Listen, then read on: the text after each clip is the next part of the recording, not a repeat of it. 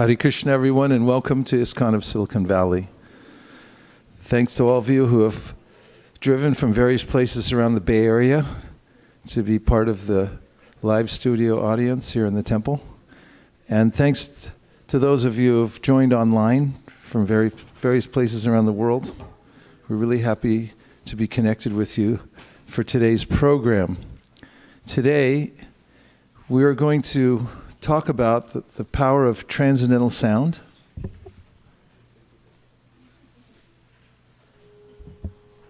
And we're also going to chant the sacred mantra, the Hare Krishna mantra, which is coming through a channel of spiritual teachers, all the way from the original teacher, who's Krishna, the Supreme Personality of Godhead, the origin of everything, and the sampradaya, or the line of teachers who are the channel, who bring this mantra to the world, live in certain ways that avail themselves to taking in the transcendental sound of the mantra and passing it on to others. As we'll get into in the talk, this is also comparable to a physical phenomenon called acoustic resonance, that certain bodies resonate according to various sounds that they're affected by. So according to one's qualities, one can appreciate the mantra to a greater or lesser degree. So the experiment we can start with is to do a group chanting of a special mantra called the Maha Mantra. There are many different kinds of mantras. In fact, there are tens of thousands or millions of mantras that one can extract from these ancient Vedic literatures. However, there's an omnibus mantra which was presented to the world through Sri Chaitanya Mahaprabhu, the great modern teacher of the science of bhakti or devotional service. This 16-word, 32-syllable mantra, which is a manifestation in this world of the entire spiritual world. Now, if that sounds a little far-fetched, we can think of examples in this world today. For instance, a zip file, which seems to be only an emblem of some type, but when we enact it, we click on it, it opens up and brings out the full information that's behind it. So in a mantra, we may think that how could something so seemingly truncated or insignificant present to me the entire spiritual world? The answer oftentimes is then, why don't you just click on it and find out for yourself? So one of the ways to do that is through this process called Sankirtana. So kirtan means to sing out loud to the sacred names that we receive through the bhakti scriptures. And the Sankirtan means to do it in a larger group. So do you all feel up for that, to try that experiment today? So the way that we can go about this is in the usual way, that I will sing the mantra to some accompaniment of kartals, harmonium, and then everyone else can listen and respond. And we'll follow the call and response pattern.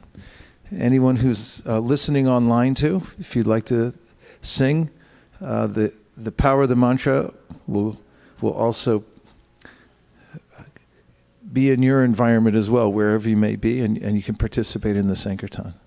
So I'm going to start with a couple of mantras that honor my spiritual master, the one who especially brought the mantra to the Western world, and then to the teacher I spoke about earlier, who 500 years ago made sure that the mantra got deeply enrooted in the minds and hearts of his followers, and then he had them write literatures which explained the mantra so that it could carry forth to Silicon Valley and around the world later on.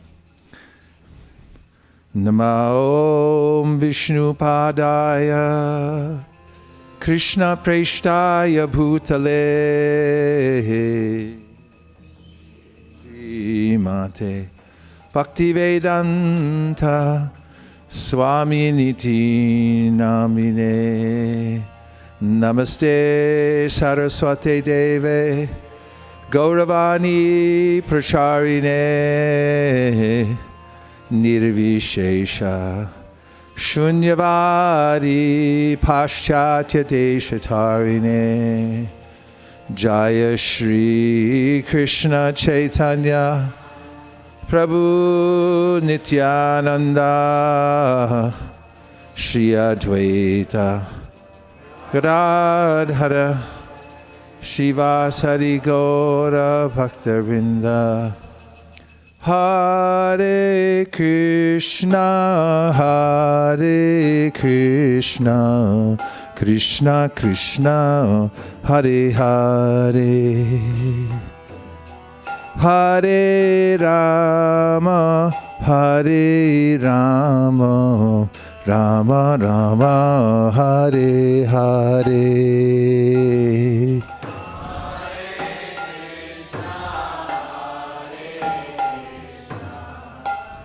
It's okay. Go up. Hare Rama Hare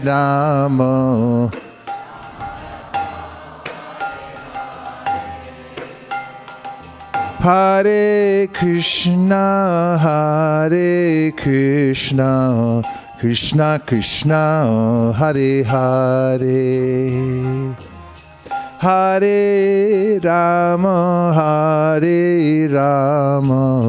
Rama Rama Hare Hare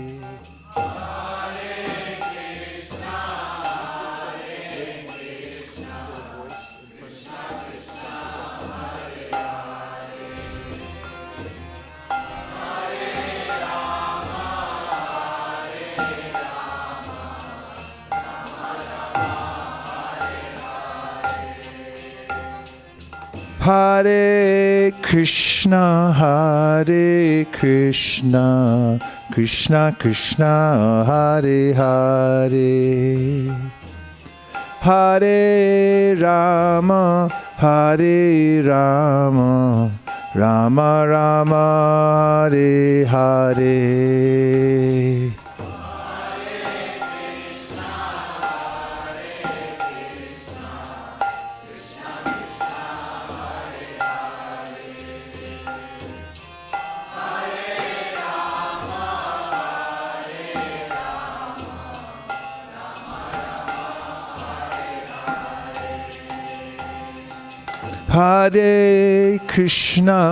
Hare Krishna Krishna Krishna Hare Hare Hare Rama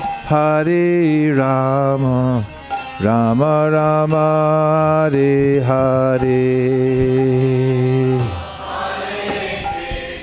Hare Krishna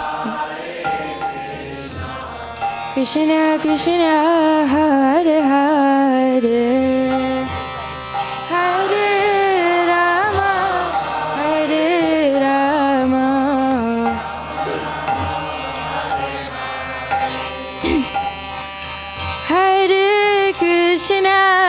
Hare Krishna Krishna Krishna Hare Hare Hare Rama Rama Rama Hare Hare Hare Krishna Krishna Krishna Hare Hare Hare Rama Rama Rama Hare Hare Hare Krishna Krishna Krishna Hare Hare Hare Rama Rama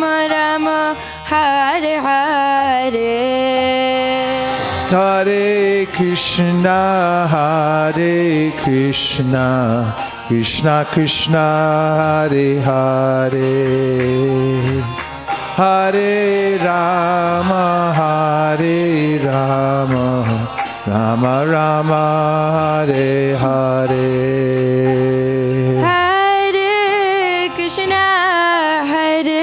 Krishna, Krishna Krishna, Hare Hare, Hare Rama, Hare Rama, Rama Rama, Hare Hare. Hare Krishna, Hare Krishna, Krishna Krishna, Hare Hare, Hare Rama, Hare Rama, Rama Hare Hare. Hare Krishna, Hare Krishna, Krishna Krishna, Hare Hare, Hare Rama, Hare Rama, Rama Rama, Hare Hare. Krishna, Hare Krishna, Krishna Krishna, Hare Hare, Hare Rama, Hare Rama, Rama Rama, Hare Hare. Hare Krishna, Hare Krishna, Krishna Krishna, Hare Hare, Hare Rama, Hare Rama, Rama Rama, Hare Hare. Hare Krishna, Hare Krishna, Krishna Krishna, Hare Hare,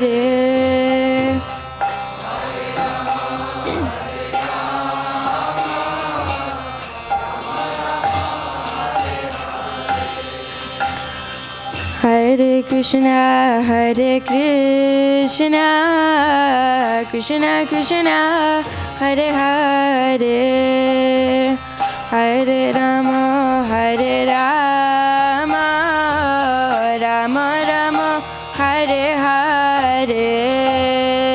Hare Krishna, Hare Krishna, Krishna Krishna, Hare Hare, Hare Rama, Hare Rama, Rama Rama, Hare Hare.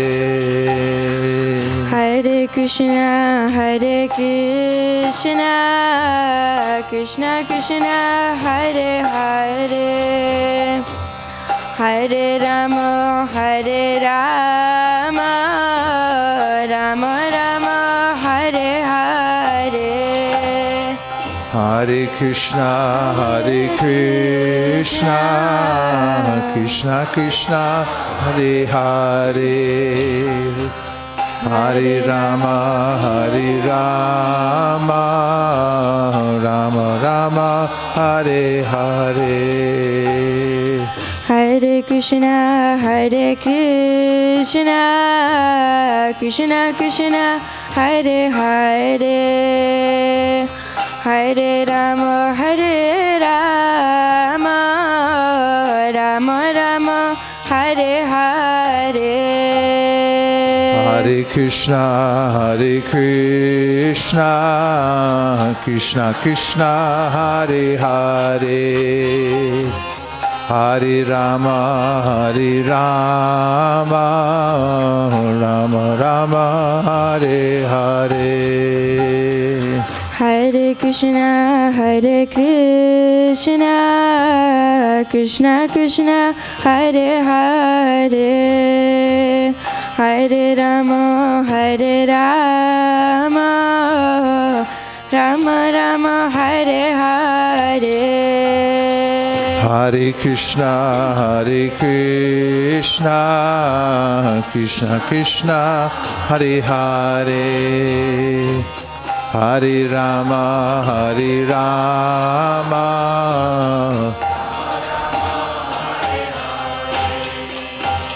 Hare Krishna, Krishna Krishna, Hare Hare, Hare Rama, Rama Rama, Hare Hare. Hare Krishna, Krishna Krishna, Hare Hare, Hare Rama, Rama Rama, Hare Hare. Hare Krishna, Krishna Krishna, Hare Hare, Hare Rama, Rama Rama, Hare Hare.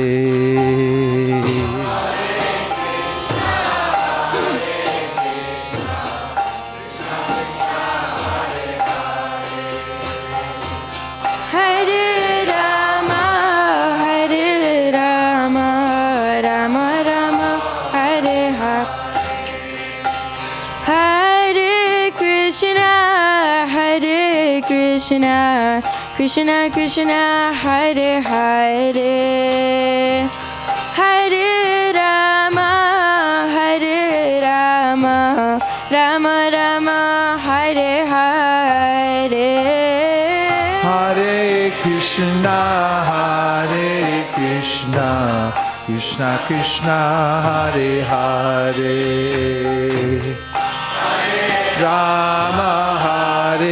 Rama, Rama Rama, Hare Hare. Hare Krishna, Krishna Krishna, Hare Hare, Hare Rama, Rama Rama, Hare Hare. Hare Krishna, Krishna Krishna, Hare Hare, Hare Rama,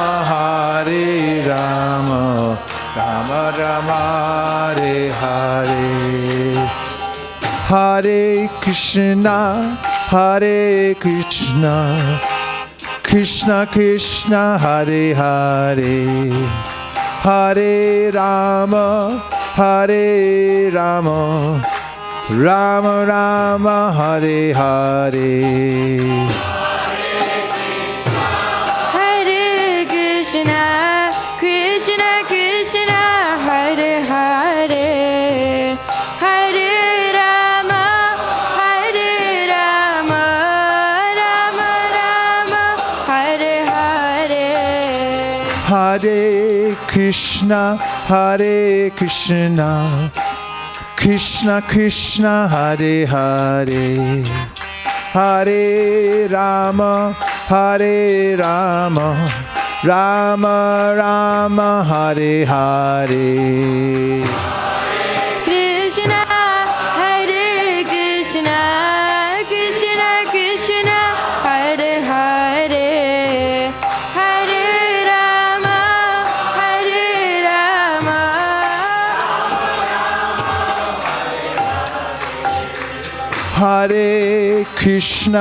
Hare Krishna, Krishna Krishna, Hare Hare, Hare Rama, Rama Rama, Hare Hare.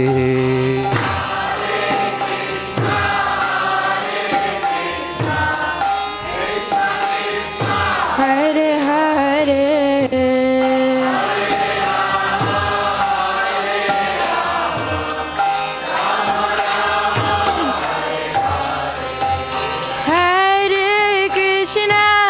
Hare Krishna, Krishna Krishna, Hare Hare, Hare Rama, Rama Rama, Hare Hare.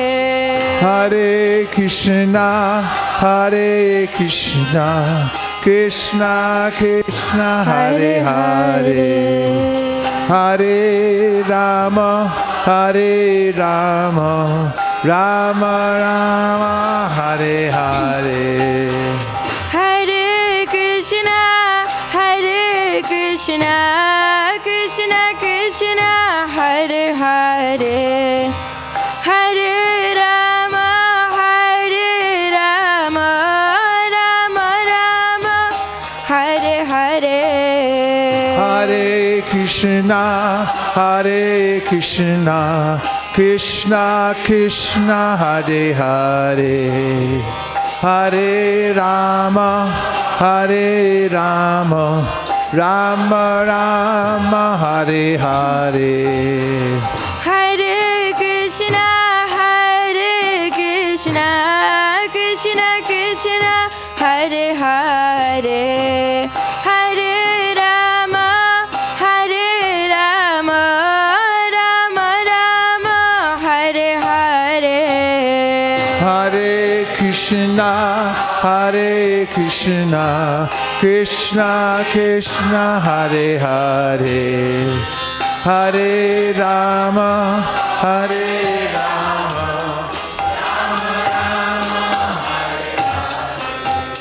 Hare Krishna, Krishna Krishna, Hare Hare. Hare Rama, Rama Rama, Hare Hare. Hare Krishna, Krishna Krishna, Hare Hare. Hare Krishna, Krishna Krishna, Hare Hare. Hare Rama, Rama Rama, Hare Hare.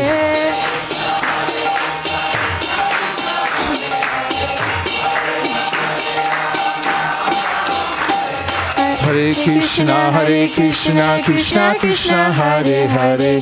Hare Rama, Rama Rama, Hare Hare.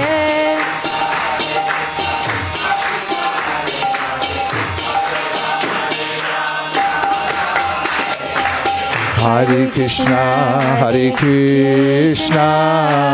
Krishna Krishna, Hare Hare. Hare Rama, Rama Rama, Hare Hare.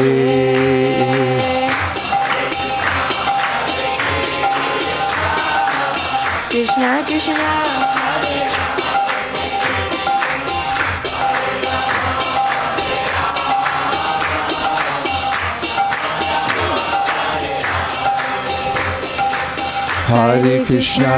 Hare Krishna,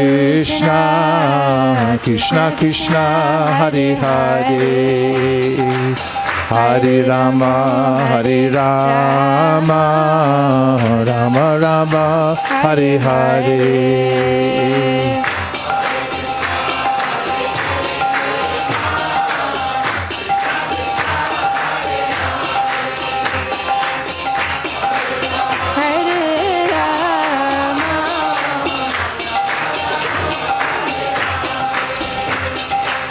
Hare Krishna, Krishna Krishna, Hare Hare.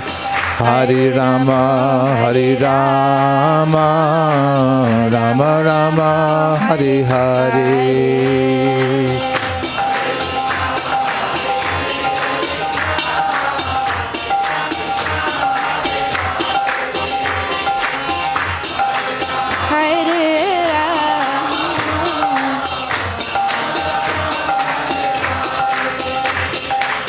Hare Krishna,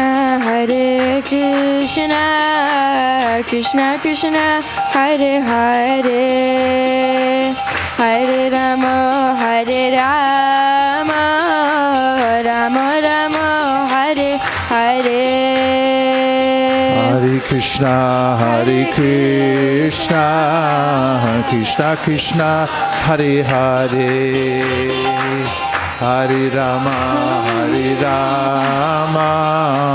Rama Rama, Hare Hare.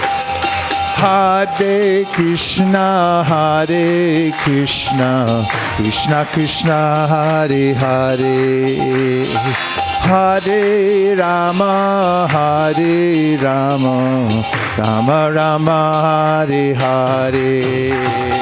Hare Krishna, Hare Krishna, Krishna Krishna, Hare Hare. Hare Rama, Hare Rama, Rama Rama, Hare Hare. Hare Krishna, Hare Krishna, Krishna Krishna, Hare Hare. Hare Rama, Hare Rama, Rama Rama, Hare Hare.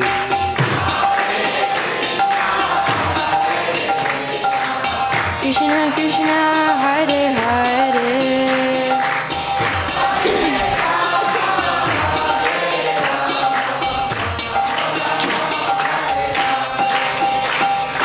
Hare Krishna, Hare Krishna, Krishna Krishna, Hare Hare. Hare Rama, Hare Rama, Rama Rama, Hare Hare. Hare Krishna, Hare Krishna, Krishna Krishna, Hare Hare. Hare Rama, Hare Rama, Rama Rama, Hare Hare. Hare Krishna, Hare Krishna, Krishna Krishna, Hare Hare. Hare Rama, Hare Rama, Rama Rama, Hare Hare. Hare Krishna, Hare Krishna, Krishna Krishna, Hare Hare. Hare Rama, Hare Rama, Rama Rama, Hare Hare. Hare Krishna, Hare Krishna, Krishna Krishna, Hare Hare. Hare Rama, Hare Rama, Rama Rama, Hare Hare. Hare Krishna, Hare Krishna, Krishna Krishna, Hare Hare. Rama. Hare Krishna, Hare Krishna, Krishna Krishna, Hare Hare. Hare Rama, Hare Rama, Rama Rama, Hare Hare. Hare Krishna, Hare Krishna, Krishna Krishna, Hare Hare. Haribol. Hare Hare. Hare Krishna, Hare Krishna, Krishna Krishna, Hare Hare. Hare Rama, Hare Rama, Rama Rama, Hare Hare. Hare Krishna, Hare Krishna.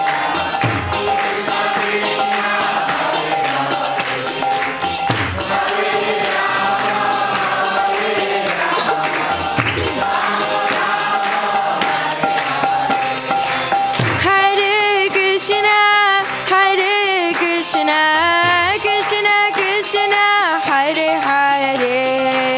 Hare Rama, Hare Rama, Rama Rama, Hare Hare. Hare Krishna, Hare Krishna, Krishna Krishna, Hare Hare. Hare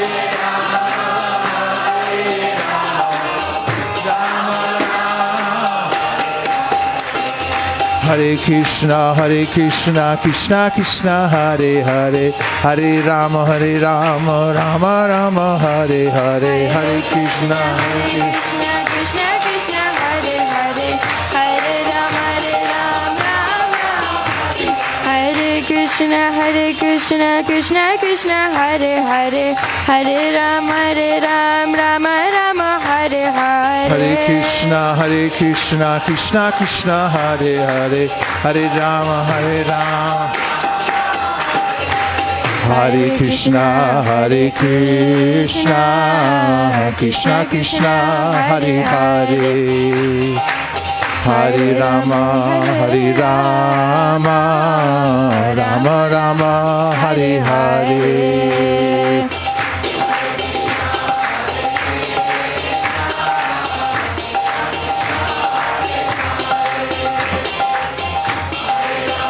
Hare Rama.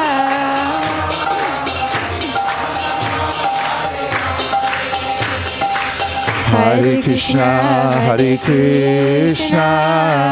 Krishna Krishna, Hare Hare, Hare Rama, Rama Rama, Hare Hare.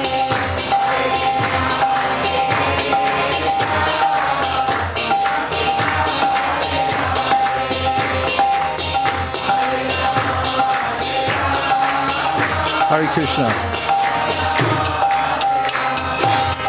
Hare Krishna, Krishna Krishna, Hare Hare, Hare Rama, Rama Rama, Hare Hare. Hare Krishna, Krishna Krishna, Hare Hare, Rama Rama, Hare Hare. Nitai Gaura Haribo, Haribo, Haribo, Haribo, Nitai Gaura Haribo. Haribo, Haribo, Nitai Gaura Haribo. Shri Harinam Sankirtan ki, Shri Harinam Mahamantra ki, Shri Harinam Prabhu ki, Gaur Premanande. Nitai Gaura Haribo, Haribo, Haribo, Nitai Gaura Haribo.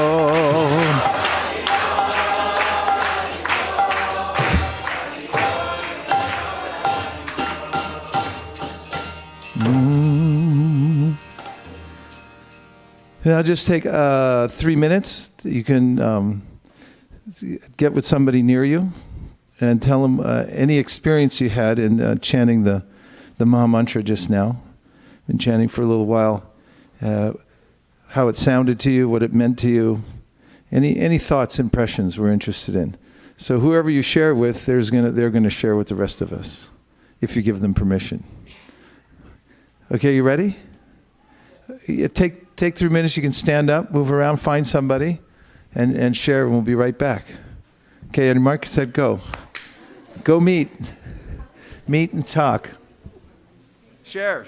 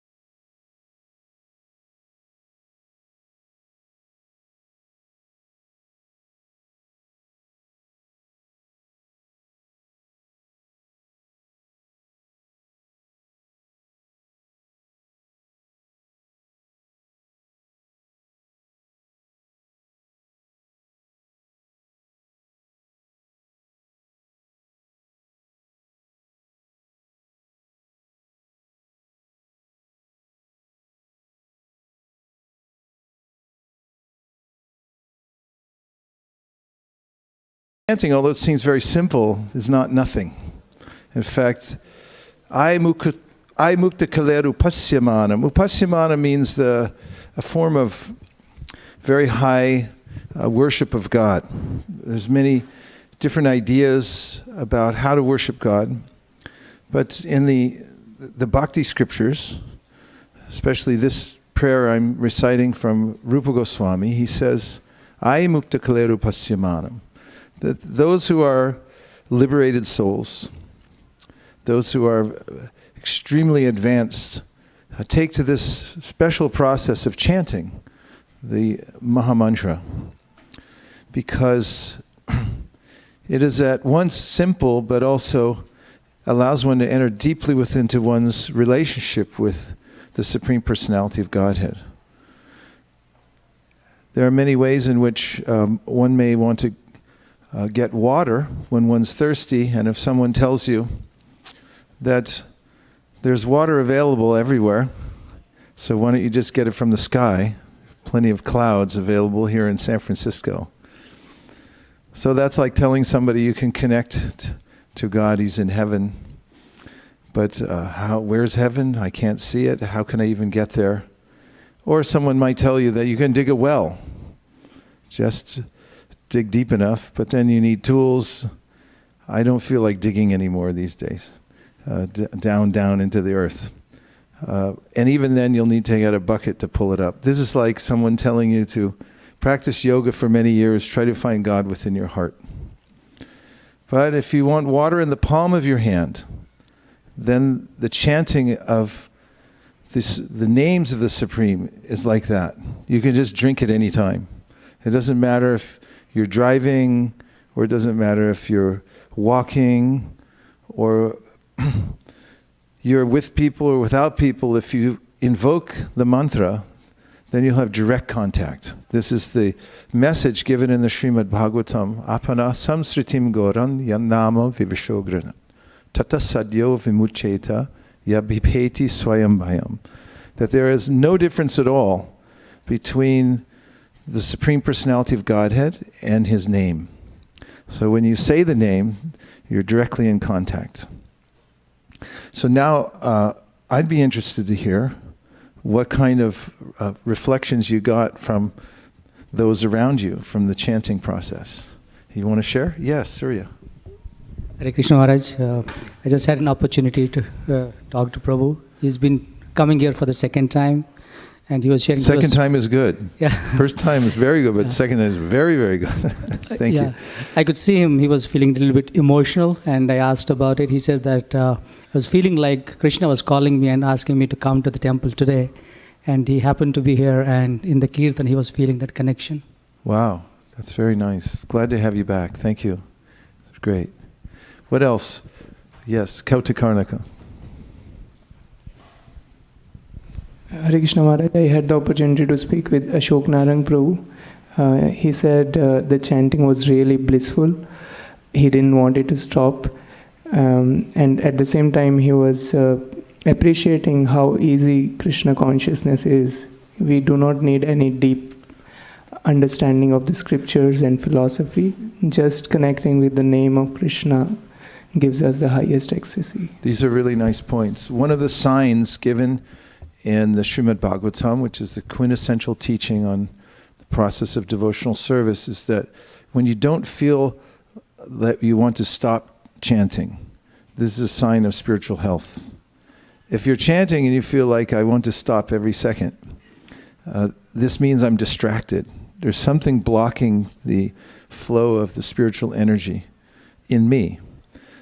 But if I feel like I can go on and on and on and never stop, the more I feel like that, the more spiritual health I have. And this can be developed over time. What are the reflections? Yes. So here next to me is Audrey. And this is Audrey's first time here. And she sensed and felt that people are very sweet. And she felt very much welcome. And also chanting that made her feel like she's a special way of connecting with us.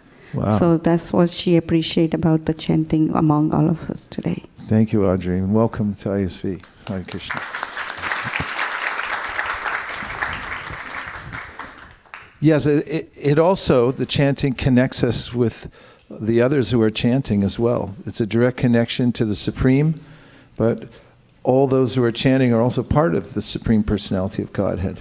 And they have their own intentions, which are palpable. When somebody has a motivation, you can feel it when they walk in the room. Is that true or not? Have you ever had this experience with a spouse, significant other, somebody you live with, they walk in and you can actually feel what their motivation is?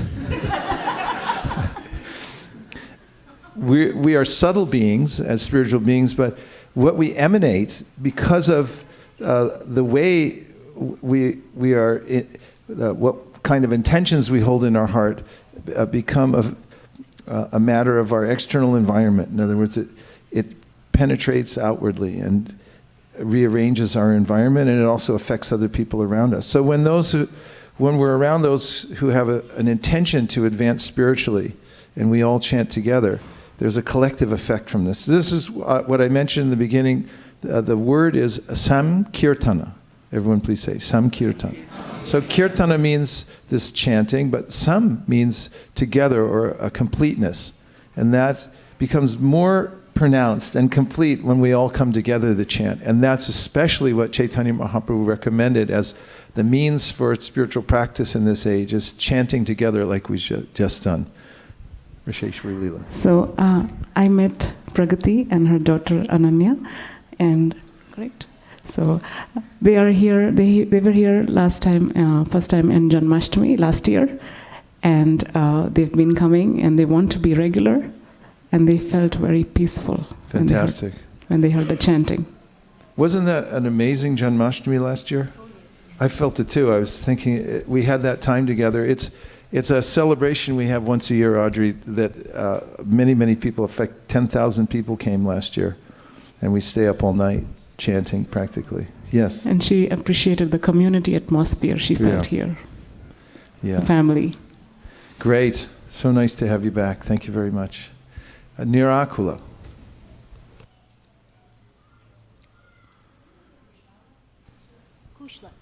Kushla is here. She's visiting from Vrindavan. Hello. And she said she feels like she's in Vrindavan. Jai.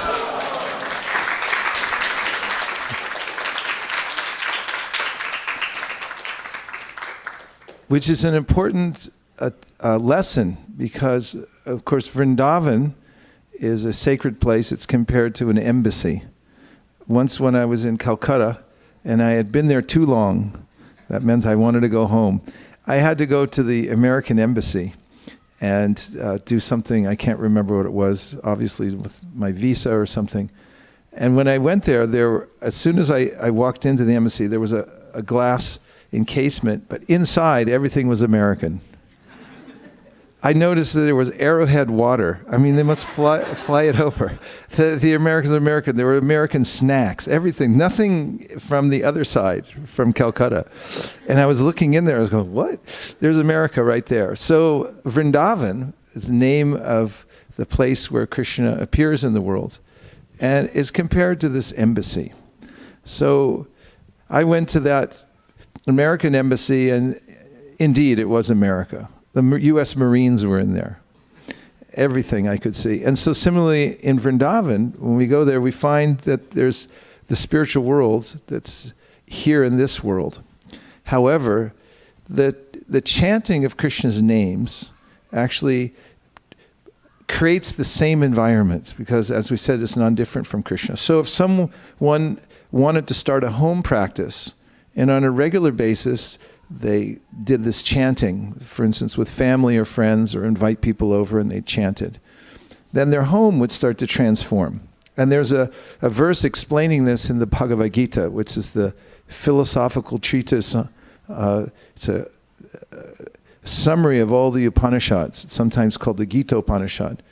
And in this Bhagavad Gita, Krishna says, Brahmarpanam Brahmahavir, Brahmagnau Brahmanohutam, Brahmaiva Tena Gantavyam, Brahmakarma Samadhina. And that is something very useful. Whatever material things you have, which you use for the service of the Supreme, transform themselves. They no longer are material, but they change from matter into spirit. So this is a mystical process, but actually matter is spirit covered over with the wrong intention. So if the intention is reconnected to the material thing and it's used for a higher purpose, then it assumes its original spiritual form. You may say, could you give more elaboration on how that works? And I would say, yes, I can. If you go to a blacksmith, which is rare here in Silicon Valley, but I've seen in Japan, in Takayama, Japan, it's a kind of an ancient city. There's still blacksmiths there. I think they're more for the tourists, but in any case, they have recreated the original atmosphere and use the same tools, and they get a red hot fire going. And then they'll take pieces of metal and they put it in the fire. And after a while, the metal, like iron, it changes from being what is a hard piece of iron into a red hot, malleable piece of fire. And they can bend it and turn it, and the iron is no longer iron, it's actually fire. And if you don't believe it, you can touch it to something and you'll see that it'll ignite. In a similar way, you can utilize whatever kinds of things you have in your life for the higher purpose of worshiping the Supreme, and they also transform. So we don't have an aversion to things per se, but we say, or the Bhagavatam, the teachings of the great saints about Krishna, says that everything that you have that you can use in the service of the Supreme should be used. And anything that you don't need, you can leave aside, but use everything possible, and that will become transformed. A couple more. Yes, Kanka. I was speaking with, tell me your name again. Suchitra Gaurangi Devi Dasi. She is from Bangladesh. Hare Krishna. And she is a disciple of Jayapataka Maharaj. Hare and this Krishna. is her first time here. She'll be here for 2 weeks. Welcome. Hare Krishna. So what did she tell you? She doesn't speak English, but her daughter told me that she likes it very much, and she can understand English. Repeat it, what she said in Bengali, Kanka. Try.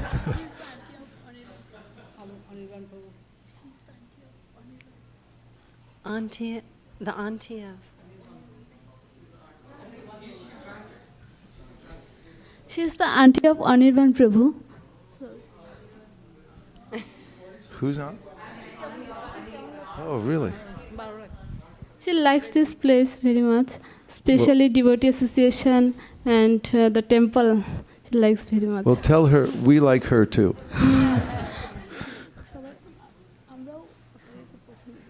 Hare Krishna. Hare Ram. Okay. 2 more reflections. Yes, 1, 2.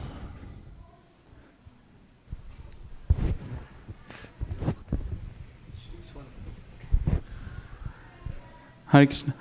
So I had a chance to speak with Sumati Mataji. Oh. So she's visiting us regularly from Pacifica. So she was saying that initially she started playing the kartals to support and serve the kirtan, and then when the kirtan went more ahead, she wanted to immerse herself so much into the kirtan that she didn't want to concentrate on the kartal and do any disservice to the kirtan. So she kind of stopped, but completely immersed herself into the holy names, and she wanted to be fully pulled into the holy names. So that was a wonderful feeling. That's an important reflection, because especially the word immersion, it's somewhat difficult through conventional types of meditation to stay fully immersed. That is, if I sit down at any given time and try to focus my mind on a single point or on my breath, I might find that the mind wanders. Mightn't I? So there's a way in which the Sankirtan, or the group chanting, is recommended because there's a natural sense of being carried away by the current of the transcendental sound and being immersed. So your experience of immersion is very important because it's not so easy through regular meditation, but through mantra meditation, especially in a group, one could be carried away for quite some time. And then when we come back from that immersion, we're not the same. Sarvatma snaparam param vijayate. Sri Chaitanya Mahaprabhu said, when you become immersed, it's like taking a bath for your soul. And when you come back in, you might have different intentions than you did when you started the chanting. You might have been thinking, not you, but someone might be thinking, I need many different things. But when I feel some satisfaction from the chanting, I might think, I really just need to chant more or to become more dedicated in my practice. And this indicates the purifying effect of the chanting. Go through the car wash, come out the other side. Yes. Well, yeah, Harivamsha Prabhu. We don't have him for long, so let's get him while we can. Hare Krishna Maharaj. I was talking to my very dear friend Ankur Prabhu. He was mentioning that how the names of the Lord are potent, they have potency invested in them, but along with that there's a certain sweetness which he felt. And then he was sharing that while chanting, getting immersed in that sweetness, he was also observing these beautiful pictures being displayed, fantastical pictures. And then, Then he was saying, does Krishna look like that? And when will that picture come in my heart? So he said that, he told me, but chanting is the key. So let's focus on the chanting, and whatever else has to come will come in the heart. This is such a nice point. And it's a point made by Narada Muni in the 5th chapter of the 1st canto of the Srimad Bhagavatam, where he says, Iti murtyabhidanena mantramurtim amurtikam yajite yagya purusham sasam yag darshana puman. Here he says that if you want to have a complete connection and vision of the Supreme Personality of Godhead Krishna, then you can do so through chanting his name. So he starts off by using the term mantra murtim amurtikam. So in Sanskrit, the word murti means form, and it also means difficulty.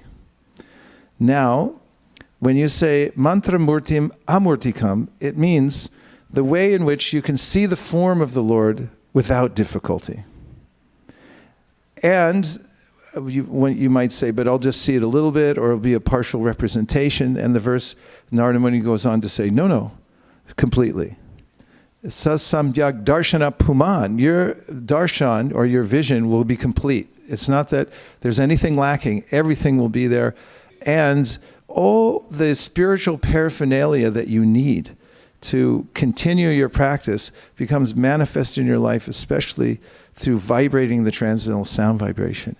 It appears in your life through by the force of attraction of the transcendental vibration of the holy name of God.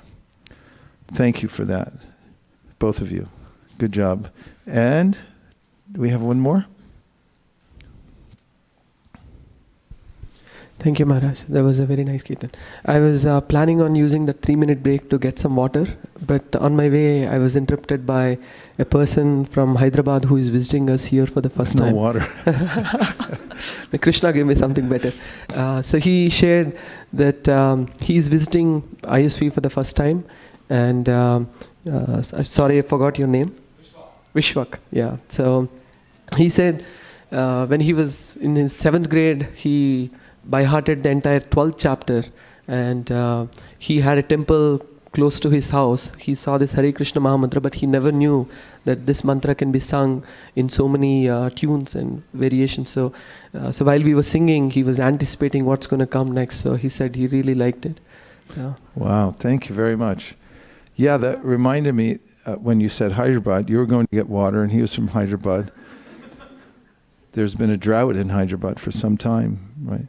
And in the Chaitanya Charitamrita, there's a beautiful poem which describes this chanting as being like the clear rivers flowing on the parched tongue.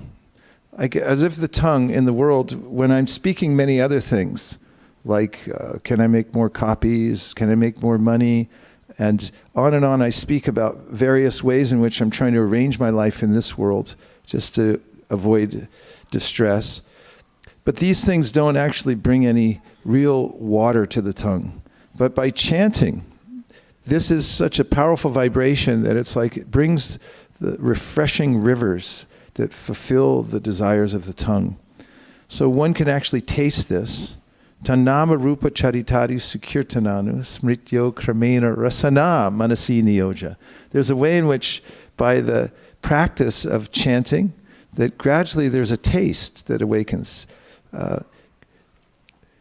within the tongue, and one feels satisfied. And that's a sign of spiritual health. If you start to feel satisfied and relieved by the chanting, and then of course it's natural that we'll want more and more. So now I just want to describe a second way in which one can take this mantra. So the mantra is portable. That's a nice feature. You can take it wherever you go. And no extra paraphernalia needed. You don't need to set up make a special arrangement. And this is something that Chaitanya Mahaprabhu mentioned as a feature of the chanting. He said that Niyamanakari bahuda nija sarva shaktis tatrarpita niyamahitas mananena kala. So I mean, there's no particular time or place that you have to designate exactly to chant the mantra for it to be efficacious.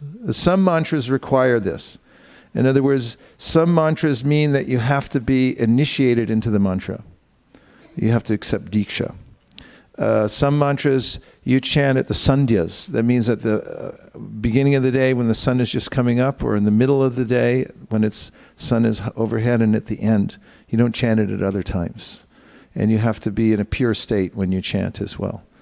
But the Ma mantra, you can chant any time, in any place, and it'll have the effect. And it's not required that you accept initiation to chant the mantra.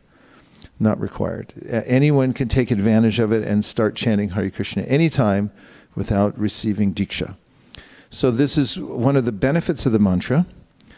And when one becomes aware that the mantra is a powerful practice to advance spiritually, then one might ask, what are the different stages of this spiritual progress that I can identify in myself? So one of the stages, the starting place, is called the offensive stage. So that means I'm not really aware of how important the mantra is, and I'm not really trying so hard to chant the mantra with attention. And as I'm doing it, I'm not getting much taste. And it feels like I should maybe do something else. This is a beginning stage. And most people go through this. Sometimes people get a free sample where they experience something really profound from the chanting, but when they go back to do it themselves, they think, who turned the water off? And it's really difficult to even get a drop. Or it may be even hard sometimes to pick up one's bead bag. When I say bead bag, devotees often chant on beads to count how many mantras they're chanting at home. And this is a different kind of chanting than we just did, called japa. Everyone say? Japa. And in this japa, one utters the mantra loud enough for oneself. Because, like, for instance, if I was chanting japa, I'd probably be about at this volume. Hare Krishna, Krishna Krishna, Hare Hare, Hare Rama, Rama Rama, Hare Hare. Hare Krishna, Krishna Krishna, Hare Hare, Hare Rama, Rama Rama, Hare Hare. And let's just say I was sitting in my room and I could sit there and I just repeat the mantra and listen to it for myself. There's no drums playing, there's no harmonium, there's nobody else singing, but I'm saying it over and over again using my own tongue and lips. This is called japa. So now to have a steady spiritual practice, one might endeavor for what's called numerical strength. And it means that I do a set number of mantras every day. I can count them. So one way to count them is on a string of beads. So every time I say a mantra, I move my fingers to the next bead so I can count. I did one mantra, now I do two, then three. This is a common way of counting in many cultures. People have this we see in many places in Asia, Japan they have, and so forth, many Buddhist monks. And if one does that every day and practices japa, chanting a certain number of mantras, one's said to be a serious practitioner. So as we start, there may be a phase, there probably will be at the beginning, when it seems a little bit difficult to concentrate the mind. Because oftentimes these days we're a little busy, right? Yeah, so if you sat down and chant a little japa, you might think of other things that you had to do instead, right? So the mind goes off, and then you're thinking, I'd like to stay here and chant, but the mind says, no, let's do something else. So a serious practitioner would say, you can, to his or her mind, you can go off and do something else, but in a minute. First, let me finish the number that I have designated for myself. Someone who does this, any number, it doesn't matter how many it is, but if somebody says this and then keeps to it on a daily basis, such person is known as a serious practitioner. And this is the beginning of a home practice which really starts to open up one's life to the possibilities of spiritual advancement in all aspects of life. So now, when one starts in that way, one may find many obstacles. So those who stick it out, even during the obstacles, are known to be in the clearing stage. That means that they're working hard to remove the obstacles on their path. And because of their sincere endeavor to remove the obstacles, they may get a few extra gifts from the mantra, like experiences that inspire them to do more. Then the ultimate goal of the chanting is when one directly experiences that there's no difference between the mantra and Krishna, and one is unwilling to stop chanting at any time, because it's such a heightened experience in life that one becomes addicted in a good way to the chanting of the mantra. These are three general categories of chanting. So like any discipline, it takes a little practice to do the mantra meditation, but it's actually aesthetically very pleasing. If you're using beads, you're holding on to something and you're moving it, you actually get to move your lips and listen to something that's very nice. And the mantra itself, the one we're chanting, the Maha Mantra, is symmetrical. It's got 16 words, 32 syllables. So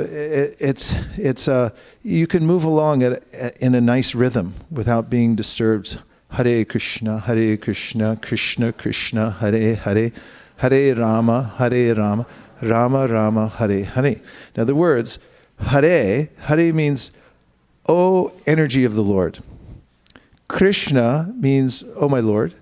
And Rama means the pleasure potency of the Lord. So we say Hare, Krishna, and Rama.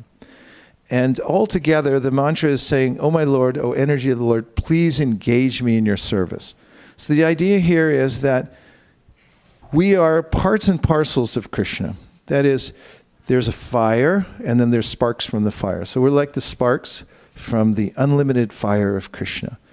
And the other day, someone asked me about how it is that we do service for Krishna, and then we actually feel satisfied. And I gave an example that Srila Prabhupada used to give. And that is that if the hand decides to enjoy a plate of delicious prasadam, like what's on it? Kheer, okay. A big bowl of kheer, and that's a very sweet kind of preparation. So the hands go into the bowl, and instead of course, it's kind of hard to eat kheer with your hands. Could I have something else? Samosa, okay. Samosa. So there's a nice samosa, but my hand starts to chew the samosa. How does that look anyway? A little unseemly, I think. And the hand is not going to get that much out of it, going like this. In fact, hands really don't enjoy that much. They just cooperate. You can accidentally hit, your hand with a hammer, and then it really hurts. So it can really hurt, but it doesn't really get that much pleasure.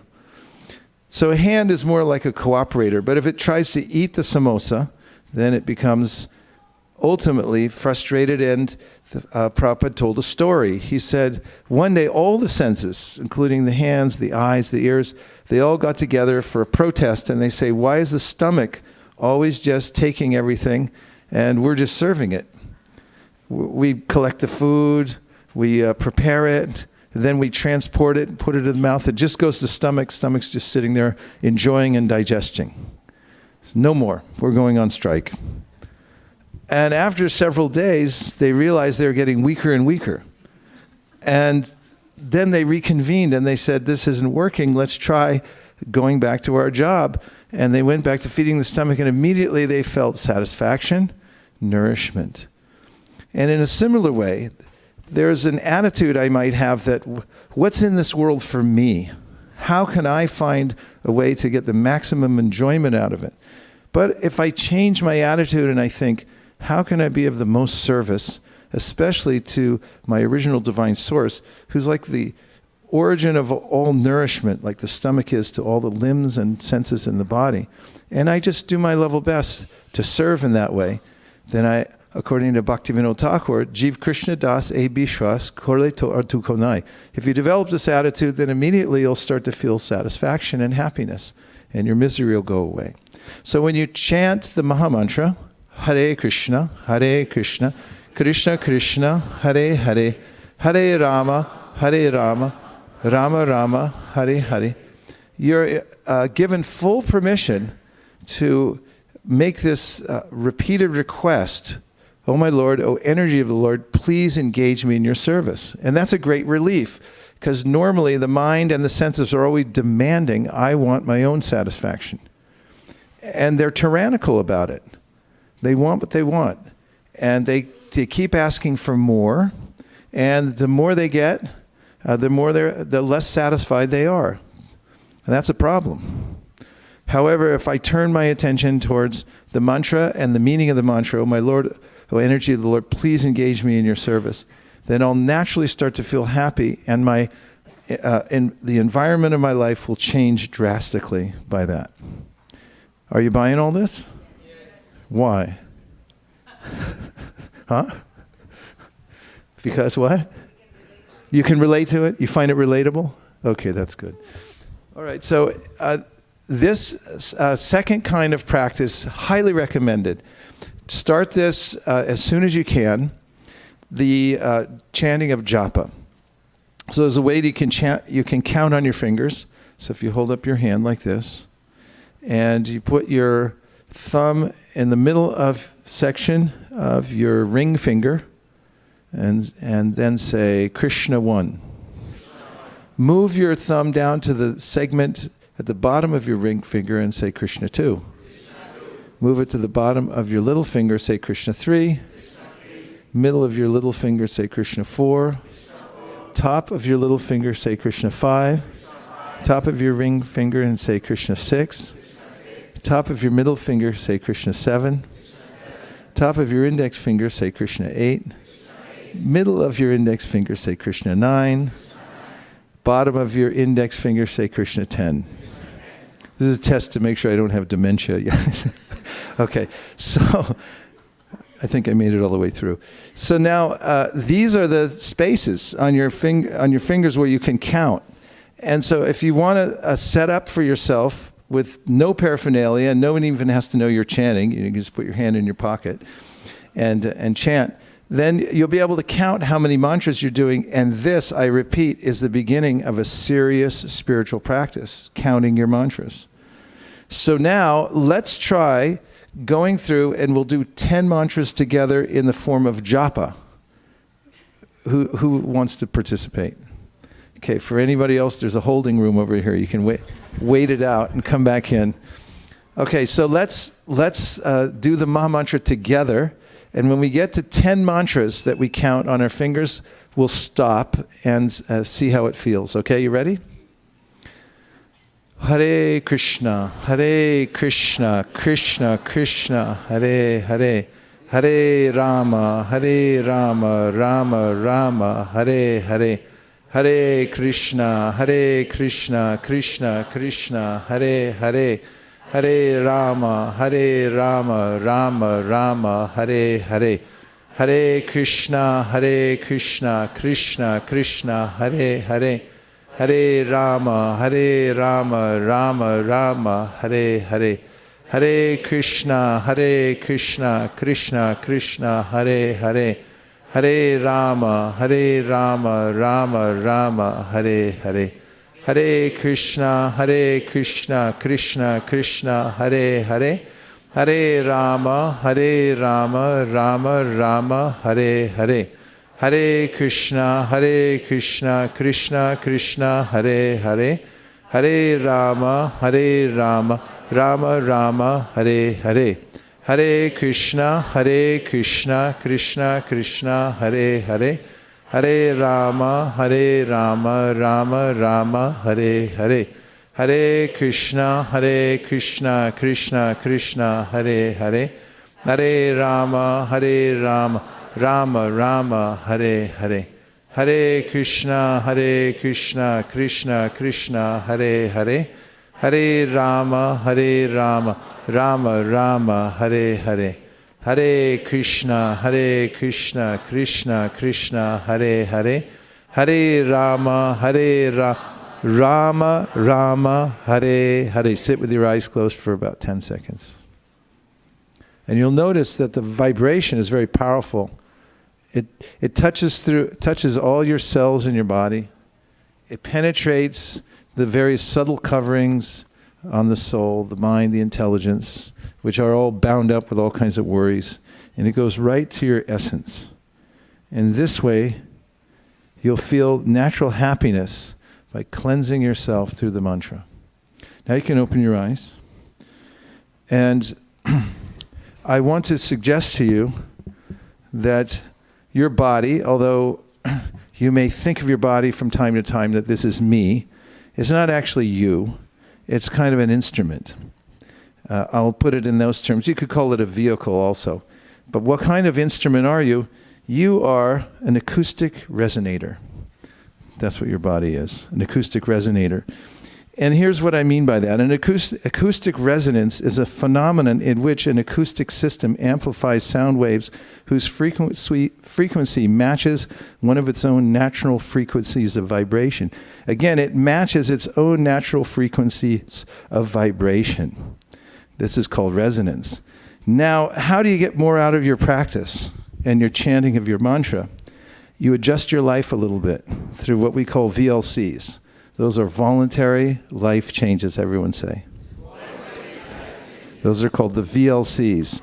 Now you need, if you want to make your home practice really powerful, make yourself a list of your VLCs, voluntary life changes, that help to develop your resonance with the mantra. Because the more that your lifestyle is in tune with the high vibration of the mantra, the more you'll feel it, and the more you'll transform by that. And you can make those changes in your life. So there's several of them that are recommended. That means to live in a cleaner environment, because you are, and especially starting with the level of sound that you listen to, you are here. Now I want you to listen to this statement again, but I want you to spell the last word not as H-E-R-E, but I want you to spell it as H-E-A-R. Are you ready? I'll say you please repeat. You are here. You are here. Now again, it's spelled, here is spelled H-E-A-R. You got that? Now say it again. You are here. You are here. So it's an abbreviation for you are what you hear. But whatever you hear, whatever sound vibration you listen to, whatever you're hearing will rearrange your acoustic resonance. And when you're more resonant because of voluntary lifestyle changes, especially through organizing your environment so that you're hearing things that are more spiritual, then when you chant the mantra, you start doing your japa, you'll feel it and you'll be able to concentrate your mind on it much more clearly. In fact, it will lift you. and you'll clear much faster. You'll be in the clearing stage almost right away. So there's a verse that describes this in the Sri Upanishad, which says, Anyadevahor sambhavad, anyarahor asambhavad, iti shushu madhiranam, yenas tadvichakshare. And that means that very high-minded, qualified people from antiquity have described how one result is obtained by hearing transcendental sound, and a different result is obtained in your life by hearing sound that is inherently material. And what do I mean by that? Am I just being mean in general by saying material sound or being critical? What might we say is material sound? Cinema songs, sports, and so forth. Anything, I mean a more general definition. Any sound that is not connected to Krishna. That's pretty powerful. So sound that's not connected to Krishna, or anything that's not connected to Krishna, is called Maya, or illusory energy. So if you connect the sound to Krishna, no matter what it is, then it can become spiritualized. The more you spiritualize your sound vibration, the more resonant you'll be when you're chanting your mantra. So if you don't like what you're being subjected to in your life, if you don't like the progress you're making, you can make little tweaks to your environment by changing the kinds of things that you hear, starting from the moment that you wake up in the morning. How might you do that practically? Really practically. Yes, Prabhu? Yes. Either one. Ty goes to the runner. It's baseball. Setting an alarm with something. Okay, set an alarm with the Maha Mantra. Yep, that's the first thing you'll hear. Yes, you had one, and then you? Yeah? Prabhu, you can set aside a certain time of the day where you don't do anything but just a Maha Mantra. You can do that? Yeah. If you can do that, you've got a serious spiritual practice on your hands, because it's not so easy. You might say, I'm going to set aside a specific time of day to chant my mantra. What might happen instead? Anything else. So you have to have a lot of determination and work on it ahead of time. Kita Priya, please give her a microphone back there because she'll be up next. Whenever you get in the car, you can play the Hare Krishna mantra. Car can be like a little moving temple. There's speakers in there nowadays, and you can listen to spiritual sound vibration in your car, right? Say yes. Yes. That's true. Yeah, go ahead.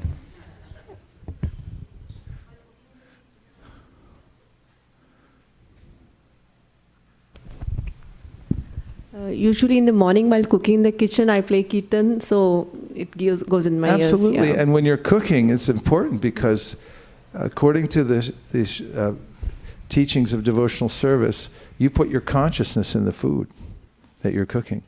So it's nice if you're absorbed spiritually when you're cooking, because that'll have an effect. And that is another way of developing your resonance.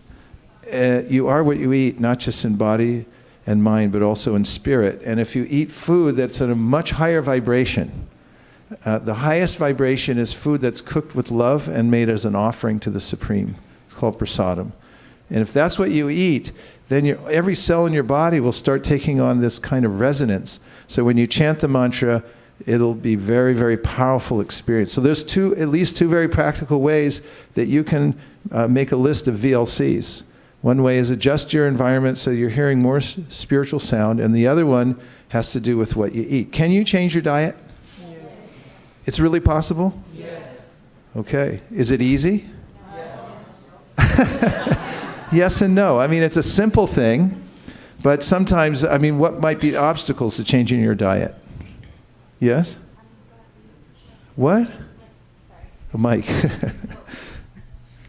Name an obstacle. You've gotten so used to eating it, it's hard to give it up. Okay, your senses don't like to, change. You say, here, we're doing this new thing. They say, nuh-uh, not me. I'm doing what I'm doing. Who had another one? Obstacles. Yes, to changing your diet.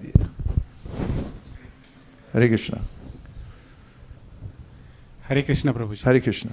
So, when you are dependent on the other family members there you go. to cook, yes, and then you have to honor what they might say They might say, wait, hold it. We don't eat that. We eat like this. Yeah, that happens all the time.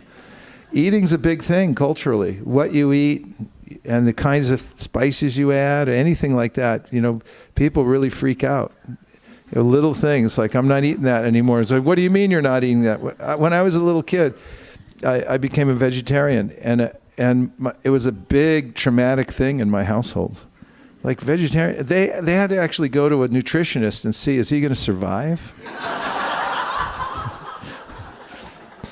Seriously, they were worried. What might happen? It's a trauma. People identify so much with food. I just came back from Italy. Everyone, it's actually got around there, this pizza thing. Everyone's carrying it around, eating pizza. And if you told Italians, no more pizza, I mean, there would be like a bloody riot, and they would die. And it's just a concoction. You can trace it out on Wikipedia. Somebody thought that up at one time to honor the Queen, and then it caught on. It's like, Italian, I'm a pizza, and that's their main thing. And if you say don't eat it anymore, we're not saying that. Nobody in Italy freak out, but we're just making the point that these habits are not so easy. It's a simple thing, but it's not so easy to enact. But it's a voluntary life change. What you eat is up to you. What you eat is up to you. Nobody can tell you what to put in your mouth. You're a human being, you're adults, you can decide. So if you decide to modify your diet so you're eating more spiritually, your level of resonance in which you're able to hear the holy name, which is the main means of practice of bhakti, hearing the japa that you yourself are chanting. No one can deprive you of that experience. You can decide and you can make voluntary life changes. Those are the VLCs. Harivamsa Prabhu, you had one? Oh no, okay. Yes, one more. Yeah, Prabhuji. You're on a roll, go for it. One experience, Prabhuji. Even if you want to eat pizza, I have received Ekadashi pizza in Mayapur. So one can change it if one really wants it to pizza also. So many arrangements are there for food. Yeah, Haribol. Every culture, people, it's the one thing, if you feed any living entity too, they'll follow you around, they'll like you. Food is a major part of our life. And if you don't believe it, just fast one day. Don't eat anything and see how you feel. It's like, I'm bummed out. Why? You didn't get to eat. This is a part of our life, and it's a major part of bhakti. Devotional service is called a kitchen religion, as we believe it all starts there with the consciousness in which you cook and the awareness in which when you're eating. Sheshwari Leela is asking for the mic. This is going to be good.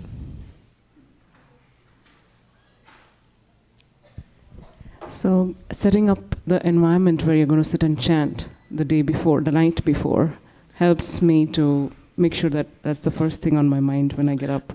Very good. So this is like baby-proofing your house. If you have a baby, babies go around, they put everything in their mouth. And so before people have a baby, they have to consider that the environment is baby-proofed. So you know that your mind is like a little baby. And we wake up in the morning, it wants to do all kinds of stuff. If you leave out temptations, then it might go for them to start taking all kinds of other things except for your meditation. So if you prepare the night before, baby-proof your house, and get ready for the practice the next day, this is a VLC. As a voluntary life change, you can decide to organize your environment so that it's more conducive to your spiritual practice. And if you do that, and if you start a home practice, let's say you just did 10 mantras a day in japa. That's all you did, but you did it every day, very deliberately, with full attention. You would be called serious spiritual practitioner. Yes. Now, okay, last point. One more is voluntary life change, which is choosing whom to meet with, associate with the like-minded people and who are spiritually more advanced and at least inclined towards spirituality, and making some further progress in life. This is key. In fact, this is the main key. And Chaitanya Mahaprabhu, when teaching about devotional service, said that a serious spiritual practitioner is someone who chooses his or her association very carefully, because, as Krishna says in Bhagavad Gita, Purusha prakritisto hi bhunte prakriti jan gunan karanam guna sangosya sarasad yoni janmasu. That you become like those you associate with. So if you want to know why you're like you are now, it's because of your previous association. If you want to know what you're going to be like later, look around and see who you're associating with, because you're going to be like them later on. And if you want to change how you're going to be later, then take Prabhu's advice and be selective about your association. Associate with those that have the values you want to emulate and that you want to imbibe. You'll take them in. Now we're going to have a round of questions. Now this is a little ominous because asking questions isn't always so easy, but I think once we get on a roll, we can go for a few minutes with some questions and answers. Are you ready? Shraddha's ready. Shot from a cannon. Okay, go ahead.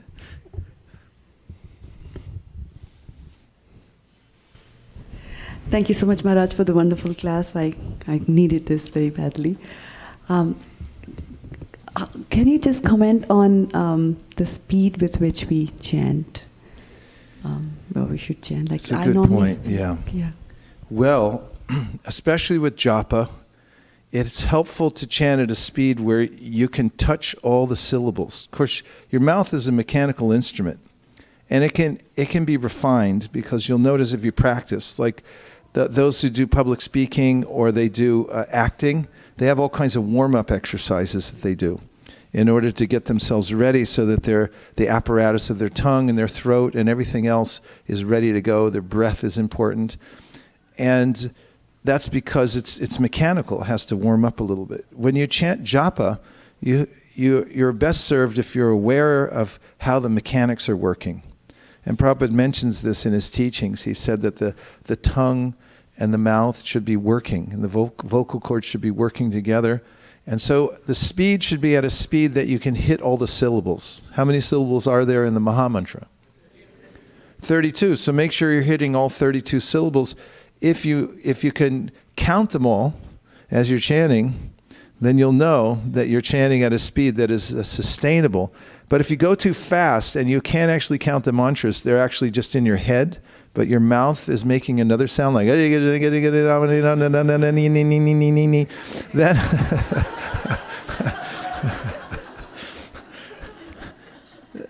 that's not so good. And there's a lot of jokes you can make about that, but it's just a fact. And one of the ways practically that you can help yourself is just use a recording device and record yourself chanting and listen to it. It's scary, just like getting on a scale is scary. It's like, oh my God, I don't want to get on a scale because then I'll have to reform my life, or the way I eat. But if you record how you're chanting, that's a little scary too, because you're like, wow, for the last 40 years, I've been missing about 13 of the 32 syllables. And you might think, no wonder. That explains a lot. So be deliberate, be careful. Just like when you're learning an instrument, if you're learning to play a violin or any other instrument, you go slow in the beginning and you try to hit the notes properly. And when you go slow enough until you actually have some precision, then you can speed up and you'll feel more comfortable doing it. Does that help, Shraddha? Thank you for that important question. Other questions? This is a question session. Yes, Bali Mardan Prabhu with a question. Hare Krishna. So you mentioned about the kitchen religion and also about cooking and prasadam. So would you like to also give insight? Because many people nowadays going for vegetarian in America as well as outside of America, also Europe. So, and also we are developing last 2 years the consciousness cooking or eating or things like that. So what it affects means the food is same, the procedures we are cooking also mode of goodness, but what exactly the consciousness cooking and how it helps in our own consciousness, if you can give some examples or more insight. Well, thank you, Bali Mardan Prabhu, for such a practical and important question. In the Bhagavad Gita, Krishna says, Yat karoshi ashnashiyas johosi dadasi yat tapasyasi kontya tat kurishva manarpanam Whatever you do, whatever you eat, whatever you offer, give away, do it as an offering to me. So at the very beginning level, if one's eating a certain thing, you should offer it first to Krishna.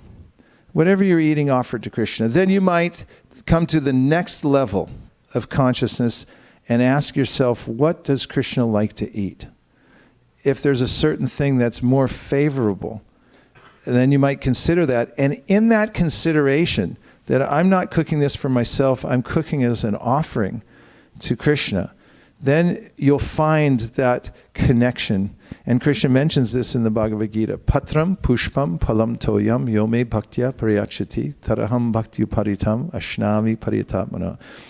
If someone has this idea that I'm going to offer something nice to Krishna, then Krishna says, I'll eat that for sure. And this is the idea. There's an exchange of love. I first read the Bhagavad Gita in high school. A friend of mine gave me a little copy of the Bhagavad Gita, and I read that verse, and I was on my way to school, and I had an apple in my bag going to high school. And I remember stopping on the way there and said, I'm going to test this out.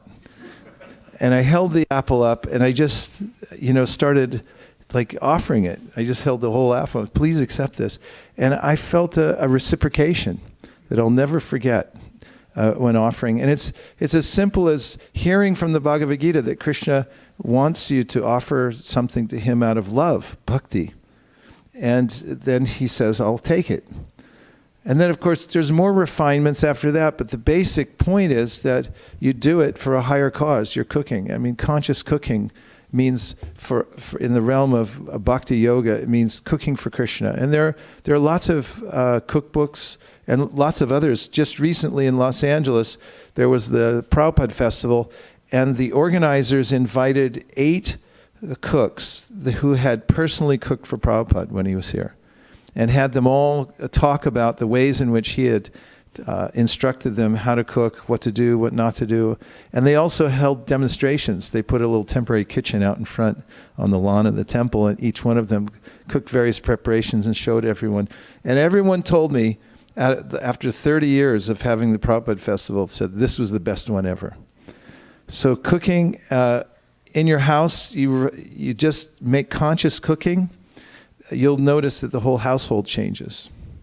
Thank you, Bali Mardhan Prabhu. So just to one thing which I wanted to also highlight means conscious cooking is good, but sometimes people think as devotees, okay, I need to diet control in terms of I'm giving Krishna, but everything is directed from my perspective, means putting less ghee or putting less fat-free, which may not be so palatable for Krishna.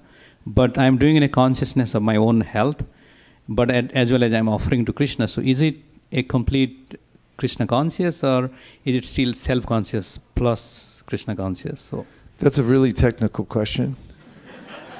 It is really, because there are really 2 standards. I mean, this is one way this can be answered. And in the temple, when we're cooking for Krishna as the deity, there are certain standards which are not changeable. The cooking should not be adjusted to one's own taste. But if you live in a house and you're cooking really ultimately for your family and for yourself, Krishna will accept anything. And I say that based on the padatis that we have, which describe that there's 2 different standards of deity worship. One is in the temple, where you have to perform everything perfectly, and just as you're taking care of Krishna like a king. Whereas in your house, it's a little different. It's a standard according to what's practical for you. So that's the end of our lightning round of questions. Right? Oh, there's one more. Okay. And then we're going to have a little more Samkirtan. Is that good? Yes. Okay. Prabhu, Mataji, please go ahead. No, I'm pointing to her, Shikha. Hare Krishna, Prabhu. Thank you. So, Prabhu, I have one basic question which can be taken many ways. So, for example... It can be what? One basic question regarding chanting. But what about the many ways? I mean, for example, for doing 1 round chanting, yes, how long should take? Because some people tend to speak faster. And I've heard about that if you chant faster, you have less time to think anything. Besides, the mundane thought doesn't come. But if you chant slowly, your mind turns to wander a lot. Try both and see what happens. You know, you can experiment with your chanting and see what happens. We've been having every Saturday morning here in the temple a japa circle. Starts at 6 a.m. You can all come if you want. It's really nice. We sit in a circle and we very deliberately chant japa together for over an hour. And at intervals, we stop like every 15 minutes and mention a verse, some instruction, so it helps focus the mind. But during those times of japa, experiment and see what works for you. Because like I was mentioning the other day, if I sit and chant japa, sometimes it helps me to be more focused. I notice if I sit and I go like this, I'm chanting, Hare Krishna, Hare Krishna, Krishna. You can really start rocking. I notice if I stop rocking, I stop moving at all, then my mind becomes more still. I can concentrate. I'm not saying that everyone else should do that. I'm just saying I've experimented and found out ways that work for me, and also a speed at which I can hear. I recommend, it's not such a mechanical process, although that's involved, but if you chant more from your heart, like you're really calling out, I need help, please, and it's a prayer, you'll find that it's a lot more wholesome, and you tend to self-calibrate when you do that. Because you're really trying to say the thing clearly when you're chanting. So does timing matter in the sense? It can. On that side, the mechanical side can. Because if you figure out all of a sudden, let's say you're chanting on beads, right? And let's say all of a sudden you discover you're chanting 3-minute rounds. No. You're probably skipping beads. Because the hands can do that too. They start getting a little crafty and they're like, and next thing you know, it's like, wow, that was over fast. But you can say, yeah, it was probably 10 minutes, but actually it was, 30 seconds. So both sides are there. There's a mechanical side and there's a very spontaneous devotional side, and the two actually go together remarkably. You have to have a little bit of control. Krishna says, Raga Dvesha Vimuktaisthu Vishayan Indriyaishcharan Atmavashar Vidheyatma Prasaram Adhigachati. There's a way in which he mentions regulative principles that free you. So if you're careful about your practice, a little bit precise, then you'll become more spontaneous later. Prabhupada gives this example. He said, when you learn to type, at first you need the typing book, and you have to be very careful where you place your fingers to get them trained, because they have a mind of their own. And after a while, you don't need the typing book, and your fingers, you don't even need to tell them anything. They go there. So start off at a speed that you can handle and make sure that you're doing it properly. And after a while, you'll start to do it more naturally. But it's always good to check in and see how you're doing. You can't assume that you're doing it perfectly. Try to reform yourself regularly. And that's what's called the clearing stage. When you're actually trying and making sure consciously that you're doing the chanting properly, that's when you'll make advancement. Chaitanya Charan gives this excellent example. Okay, so it's January 1st, or let's say January 3rd, and everyone's back from the holiday, and you decide, I'm going to join a gym, right? Yeah, so everyone joins the gym January 3rd, and then, of course, they quit by January 27th, but in the interim, you go there for the first 3 days, they show you the weights, and you start lifting the weights, and then you think, yeah, I should definitely go to the gym. It's a good idea to do these exercises. But lifting the weight is a little bit troublesome. So I'm going to go, and instead of lifting the weights, I'm just going to go like this. So similarly, I can start chanting and think it's a good idea, so I'm going to do it every day, but I don't concentrate. I don't do anything to focus my mind. And then you can go on doing that. It's like lifting weights. You really don't grow. You don't make any advancement. So you have to kind of push yourself a little bit in meditation to be a little disciplined, because the mind doesn't naturally cooperate. Good questions. Thank you. Yes. Okay, sure. So Maharaj, during reciting a mantra, if I mispronounce a word, do I have to go back and recite the mantra again? Yeah, I had a friend who used to do that. We were traveling together across country, and he'd always take like 4 hours to finish his rounds. And we'd say, like, how does it take you so long? And he says, if I get partway through my japa and I skip a bead, I start over. We didn't appreciate it very much because he was never available for any service. But no, I've never read any specific, admonition that if you skip something, that you should go back. But if you mispronounce or something like that, then on the same bead and you notice it, then I do that. but don't. It's a balance. You have to make a little progress while you're chanting. Otherwise, you'll get bogged down with that too. So, yeah, good question. It's important.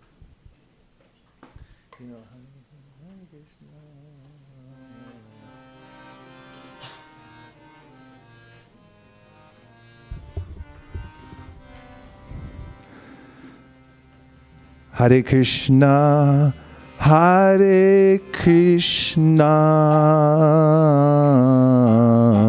Krishna Krishna, Hare Hare,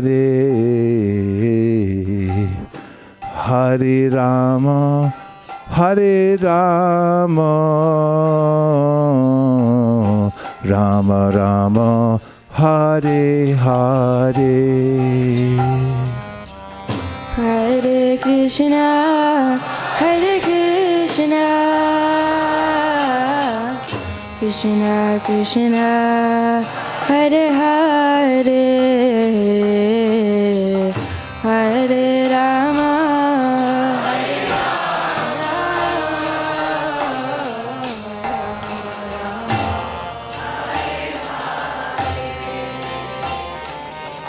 Hare Krishna, Hare Krishna, Krishna Krishna, Hare Hare, Hare Rama, Hare Rama, Rama Rama, Hare Hare. Hare Krishna, Hare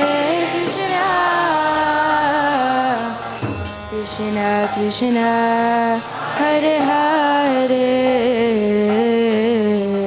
Hare Rama, Hare Rama, Rama, Hare Hare. Hare Krishna, Hare Krishna, Krishna Krishna, Hare Hare, Hare Rama, Hare Rama, Rama Rama, Hare Hare. Hare Krishna, Hare Krishna, Krishna Krishna, Hare Hare,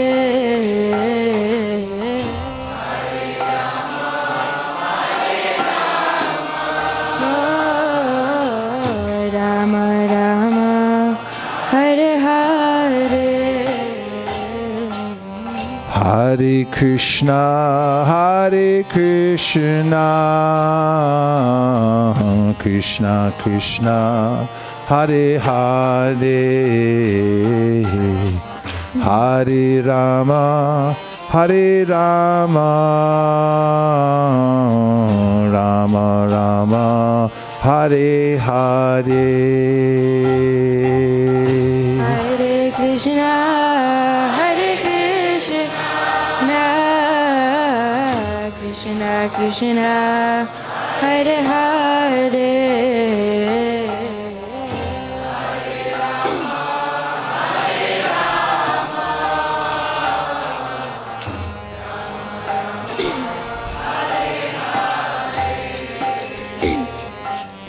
Hare Krishna, Hare Krishna, Krishna Krishna, Hare Hare, Hare Rama, Hare Rama, Rama Rama, Hare Hare. Hare Krishna, Hare Krishna, Krishna Krishna, Hare Hare, Hare Rama, Hare Rama, Rama Rama, Hare Hare. Hare Krishna. Krishna, Hare Krishna, Krishna Krishna, Hare Hare, Hare Rama, Hare Rama, Rama Rama, Hare Hare. Hare Krishna, Hare Krishna, Krishna Krishna, Hare Hare, Hare Rama, Hare Rama.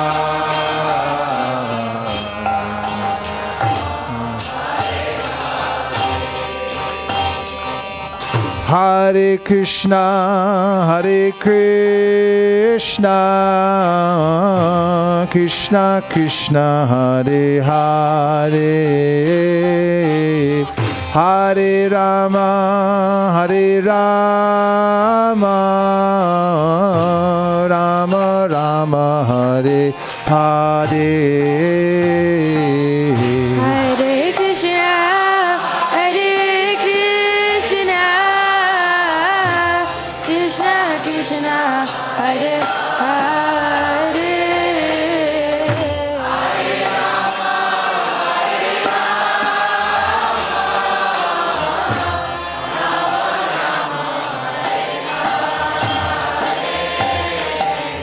Hare Krishna, Hare Krishna, Krishna Krishna, Hare Hare,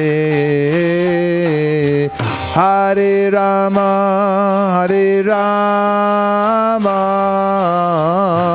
Rama Rama, Hare Hare.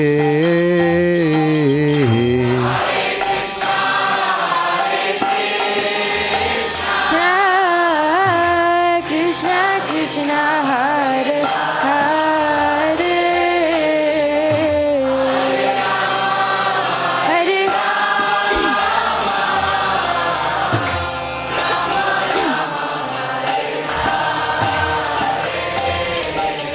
Hare Hare Krishna, Hare Krishna, Krishna Krishna, Hare Hare, Hare Rama, Hare Rama, Rama Rama, Hare Hare. Hare Krishna,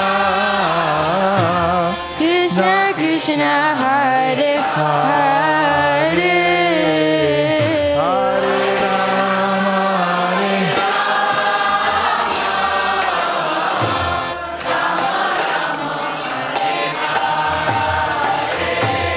Hare Krishna, Hare Krishna, Krishna Krishna, Hare Hare, Hare Rama, Rama Rama, Hare Hare. Krishna Hare Krishna, Krishna Krishna, Hare Hare, Hare Rama, Ram Ram, Hare Hare. Hare Krishna, Krishna Krishna, Hare Hare, Hare Rama, Rama Rama, Hare Hare.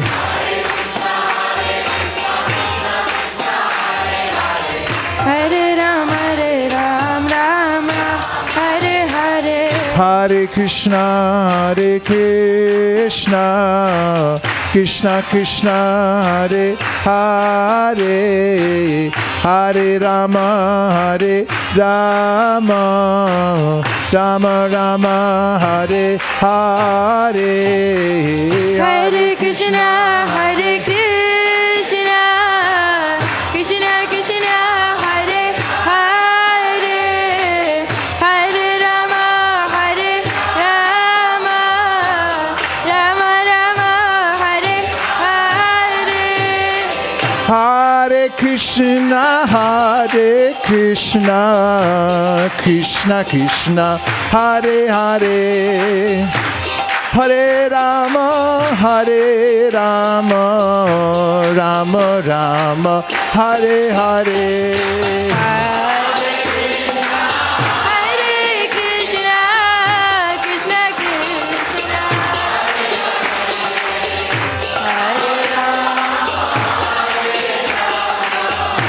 Rama Rama, Hare Hare.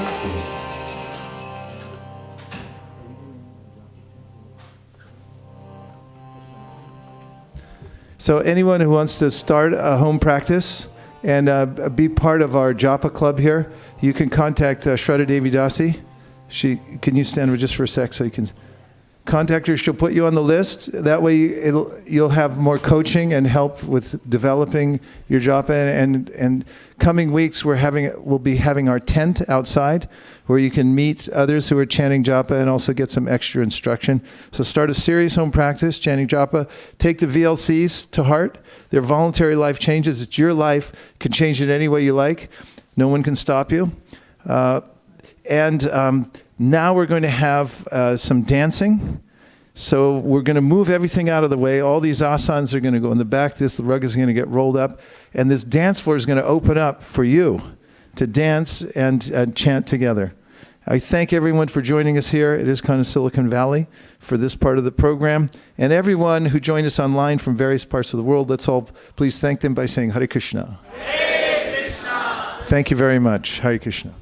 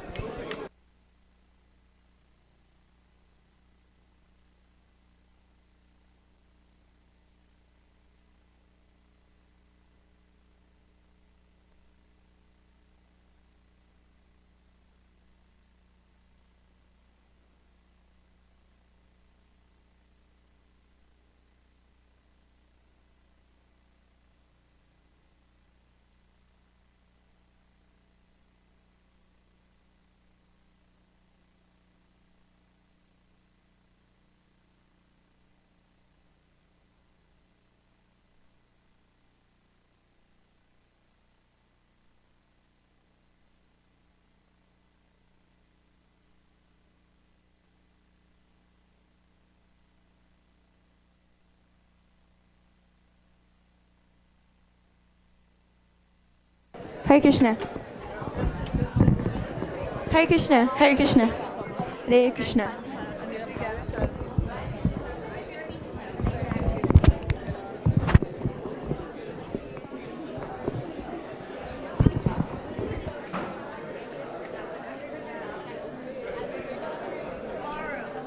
Give me a good start.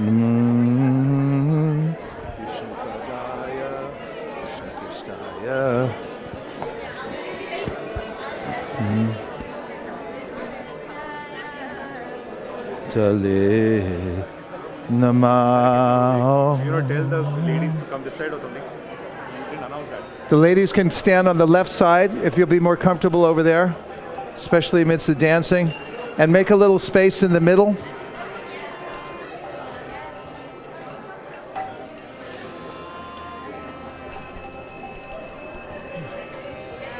Namo Vishnu Padaya Krishna Prishtaya Utale Srimate Bhakti Vedanta Swami Niti Namine Hari Hari.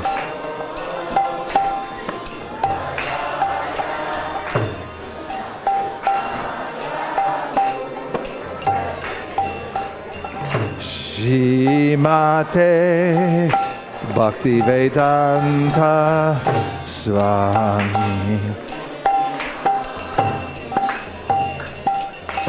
Namaste Saraswate Deve Gauravani Pracharine Nirvishesha Shunyavadi Paschatya Deshatarine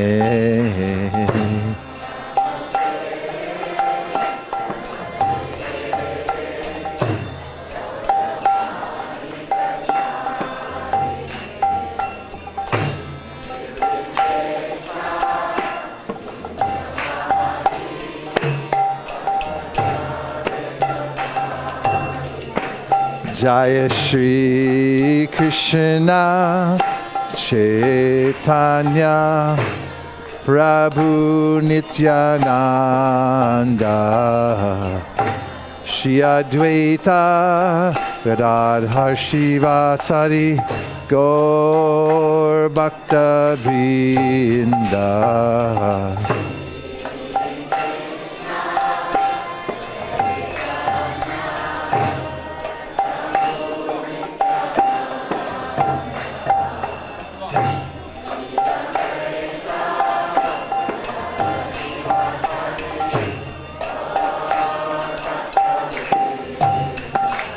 Jaya Shri Krishna Chaitanya Prabhu Nityananda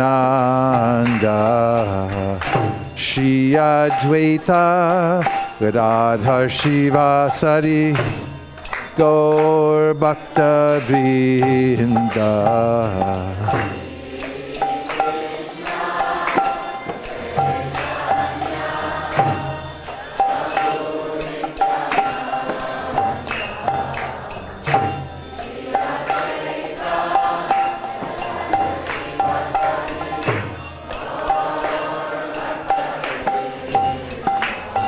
Jaya Shri Krishna Chaitanya Prabhu Nityananda Shri Advaita Gadadhar Shivasari Gaur Bhakta Vrinda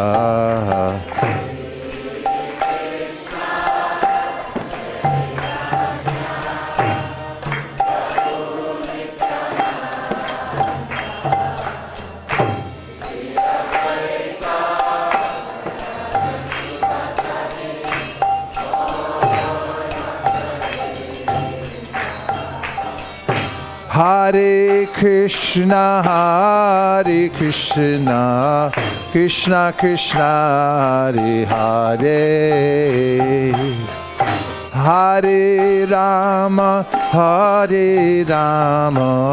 Rama Rama, Hare Hare.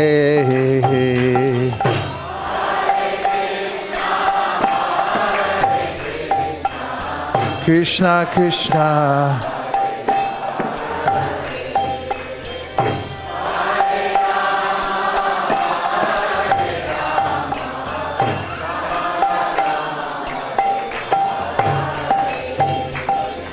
Hare Krishna, Krishna Krishna, Hare Hare, Hare Rama, Rama Rama, Hare Hare.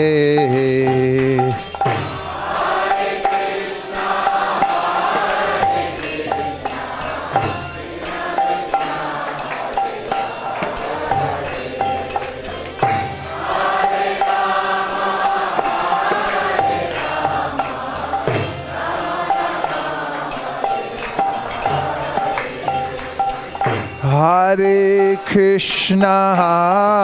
Krishna, Krishna Krishna, Hare Hare, Hare Rama,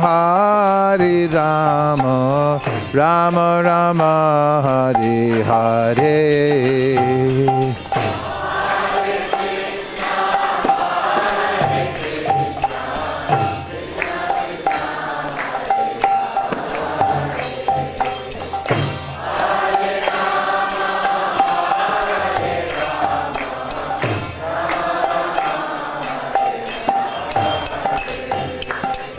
Hare Krishna,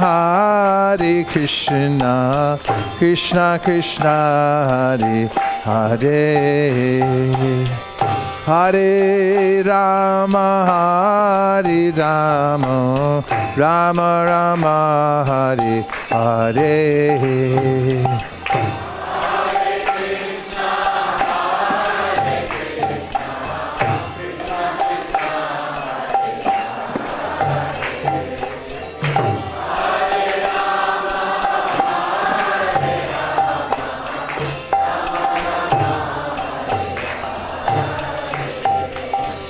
Hare Krishna, Krishna Krishna, Hare Hare. Hare Rama, Rama Rama, Hare Hare.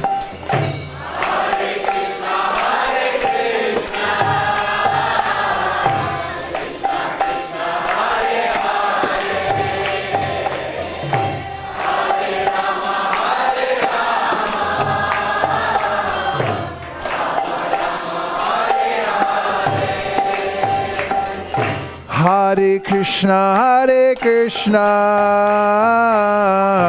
Krishna Krishna, Hare Hare. Hare Rama, Rama Rama, Hare Hare.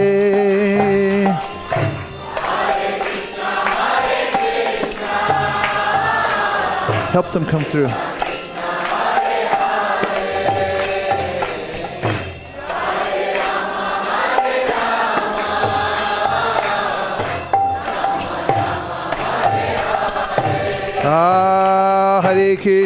Hare Krishna, Krishna Krishna, Hare Hare.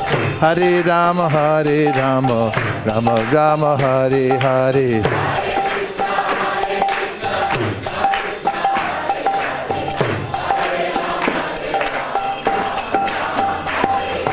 Hare Krishna, Krishna Krishna, Hare Hare.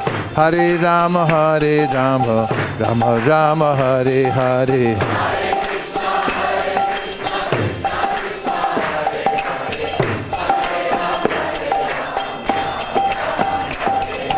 Hare Krishna, Krishna Krishna, Hare Hare.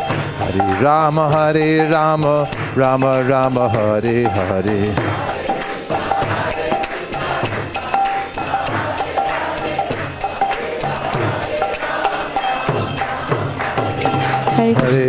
Krishna, Krishna Krishna, Hare Hare.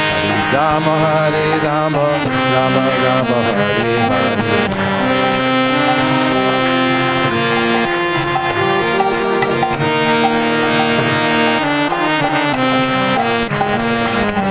Hare Krishna,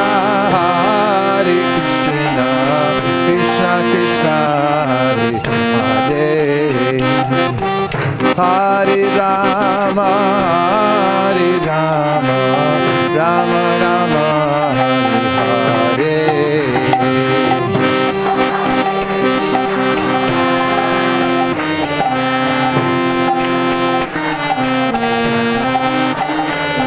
Hare.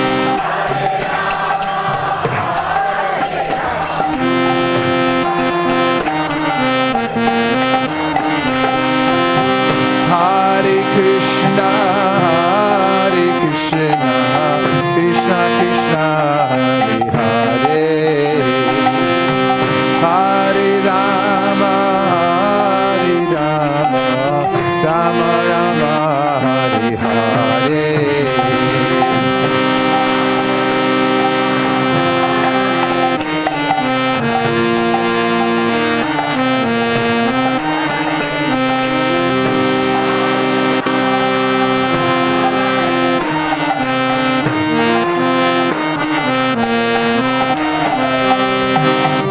Hare Krishna,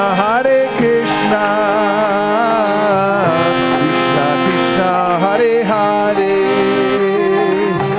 Hare Rama,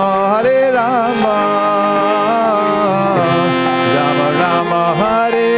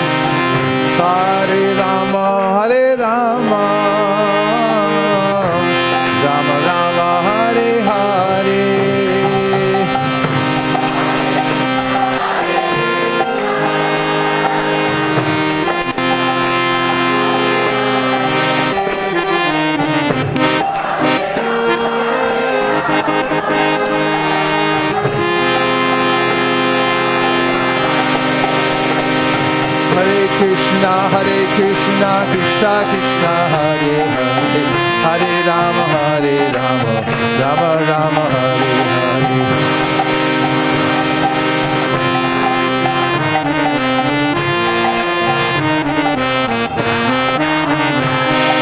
Hare Krishna, Krishna Krishna, Hare Hare, Hare Rama, Rama Hare Hare.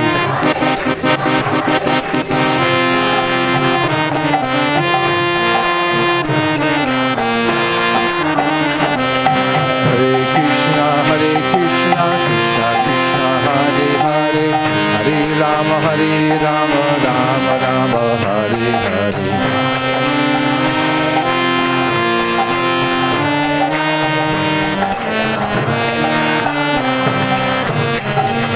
Hare Krishna, Krishna Krishna, Hare Hare, Hare Rama, Rama Rama, Hare Hare.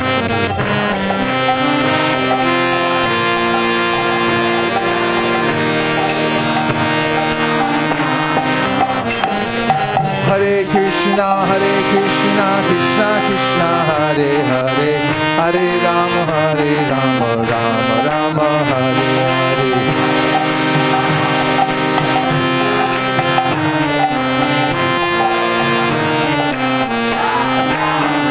Hare Krishna,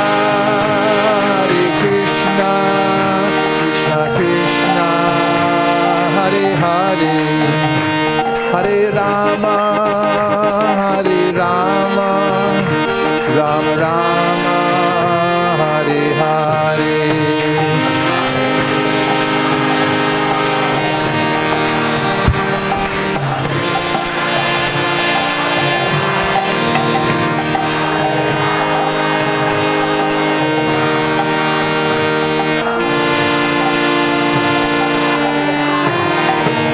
Hare Krishna, Krishna Krishna, Hare Hare, Hare Rama, Rama Rama, Hare Hare.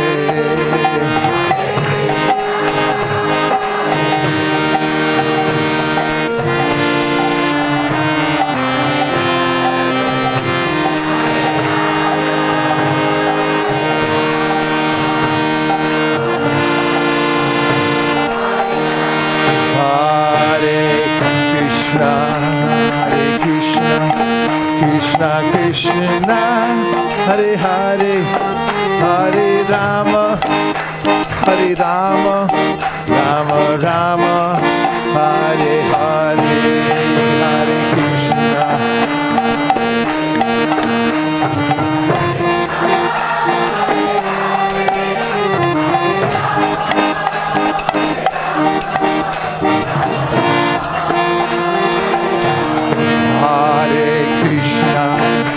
Hare Krishna, Krishna Krishna, Hare Hare, Hare Rama, Rama Rama, Hare Hare.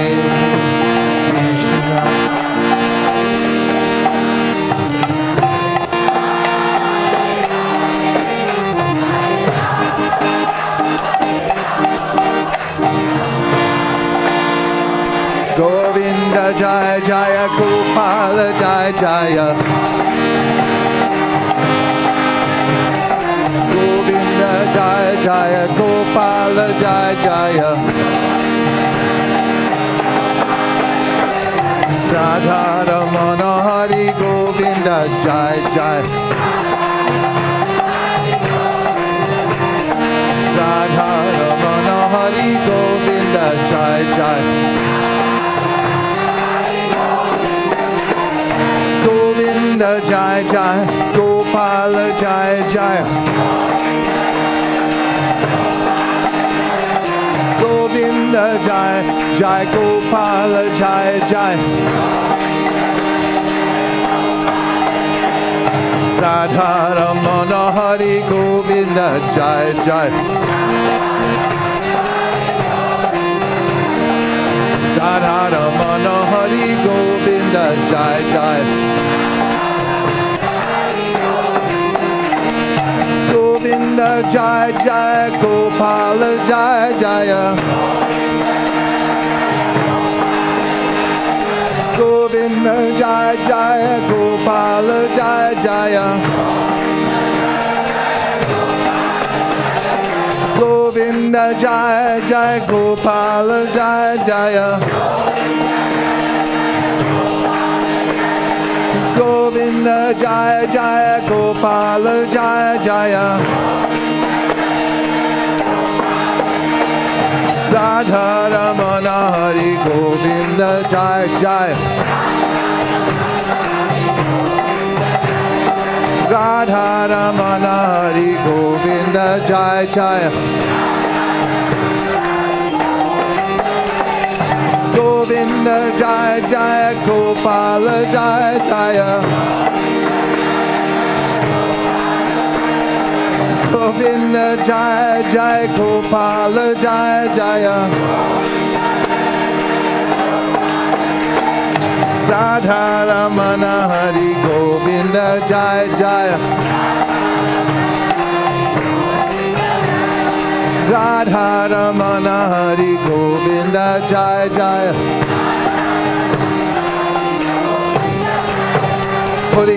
Hare Krishna, Krishna Krishna, Hare Hare, Hare Rama, Rama Rama, Hare Hare, Hare Krishna.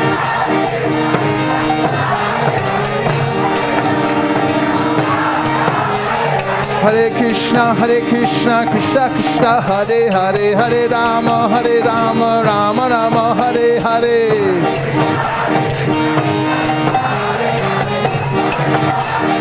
Nitai Gaur Hari Bol, Hari Bol, Hari Bol, Nitai Gaur Hari Bol.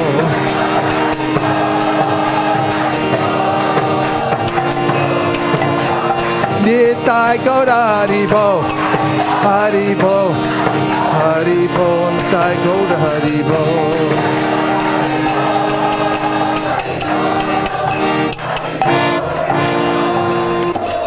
Jai Gaura Premanande. Do the Prema Dhwani.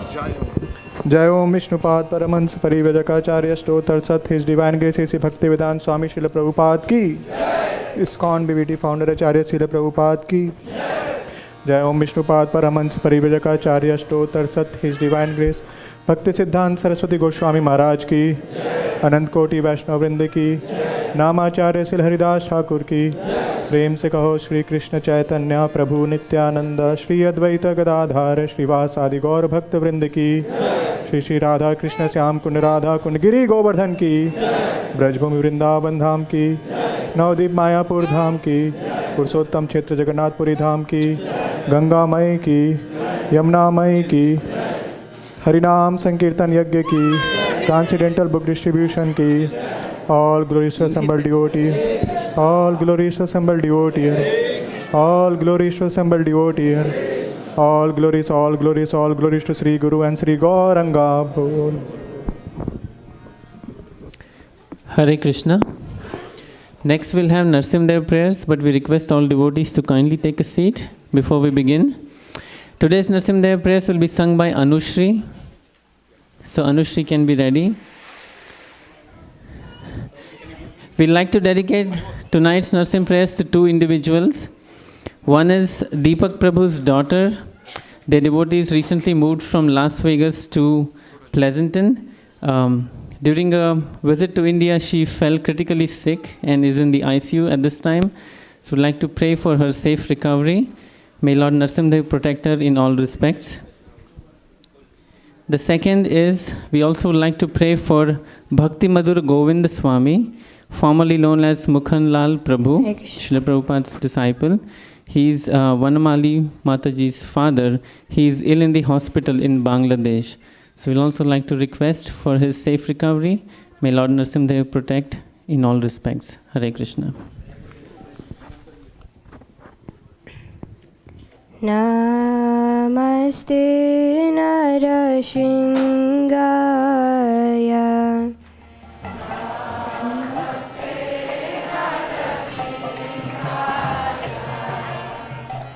Namaste Narashingaya.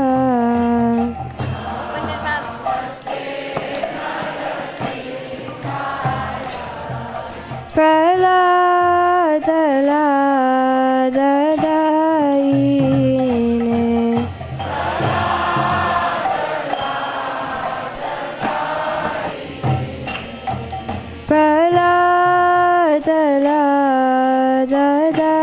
Praladadayine.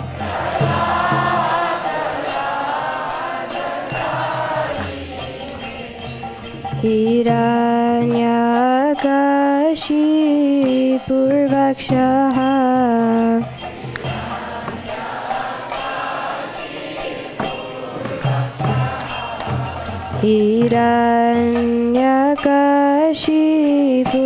Hiranyakashipurvakshaha.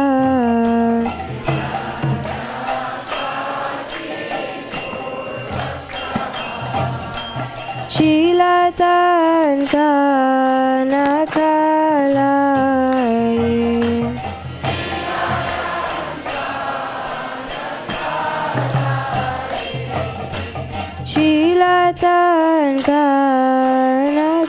Shilatankanakalaye.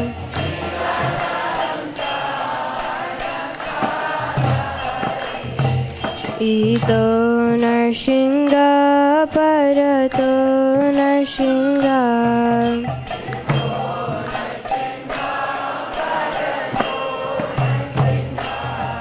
Ito Narshinga Parato Narshinga.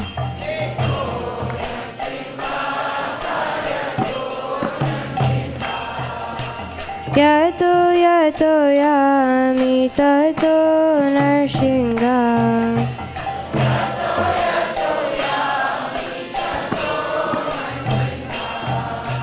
Yato yato yami tato Narshinga.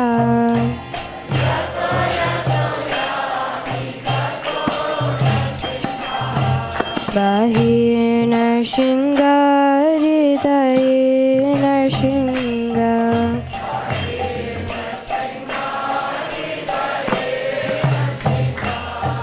Bahir Narshinga, Hridaye Narshinga.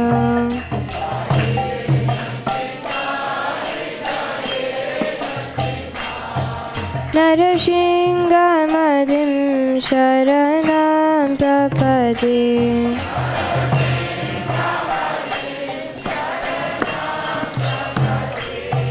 Narashinga Madim Sharanam Prapade.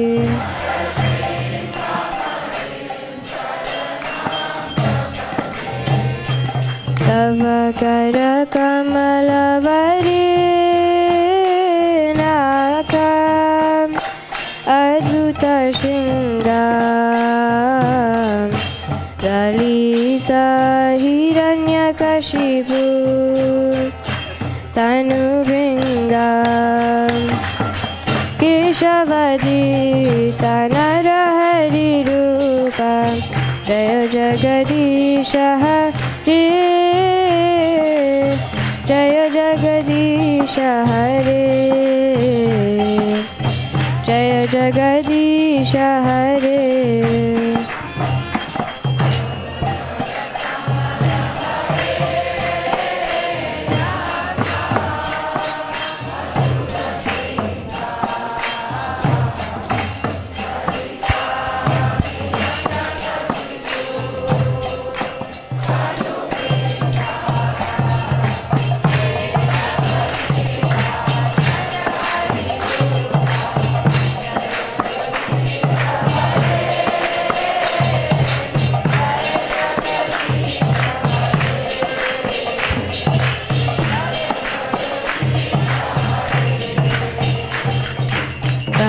Kara Kamalavari Nakam Adhuta Shingam Dalita Hiranyakashipu Tanu Bringam Keshavadita Narahari Rupa Jai Jagadish Hare, Jai Jagadish Hare, Jai Jagadish Hare.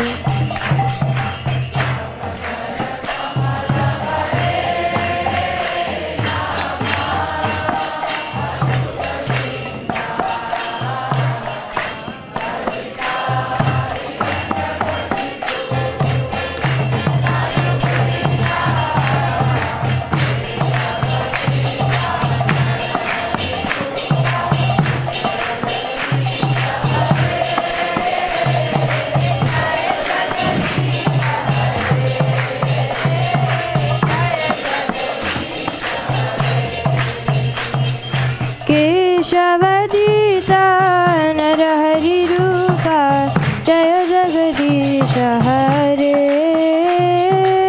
Jaya Jagadish Hare, Jaya Jagadish Hare.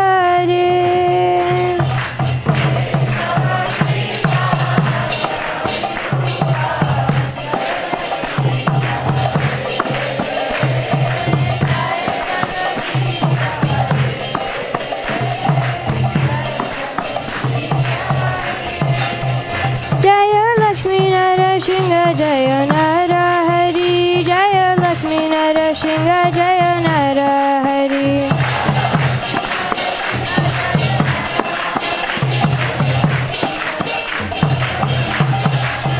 Jaya Prahlad Maharaj, Jaya Bhakta Prahlad, Jaya Prahlad Maharaj, Jaya Bhakta Prahlad.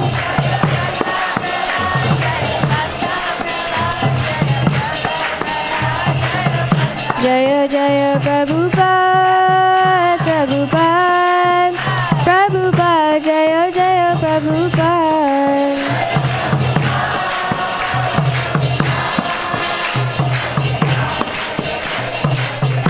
Jaya Jaya Gurudev, Gurudev, Gurudev, Jaya Jaya Gurudev.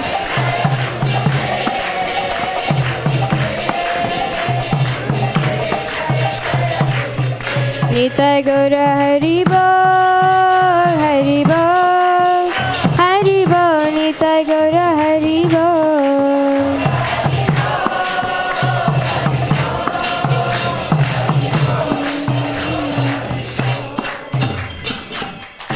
Shri Shri Lakshmi Narasimha Dev ki, Prahlad Maharaj ki, Gaur Premanande. Hare Krishna.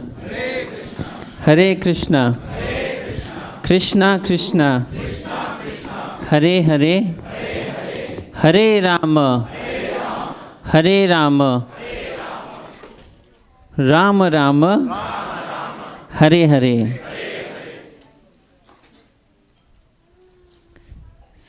Hare Krishna. We welcome everybody to the wonderful Sunday Feast program at ISKCON of Silicon Valley.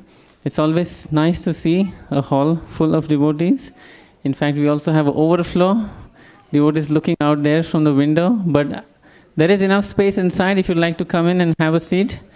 We'll make a few brief announcements before taking prasadam this evening.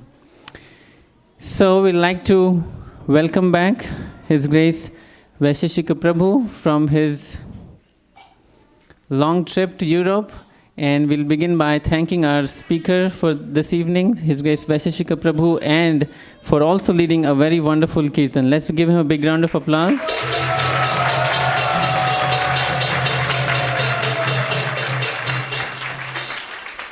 Typically, when he comes back from a trip overseas, we see a huge surge in attendance, just like we are witnessing today. But I'd like to tell you that please keep coming, regardless of who's speaking or who's leading the kirtan, because we have the Sunday feast every single Sunday throughout the year, except one. Can you tell which one?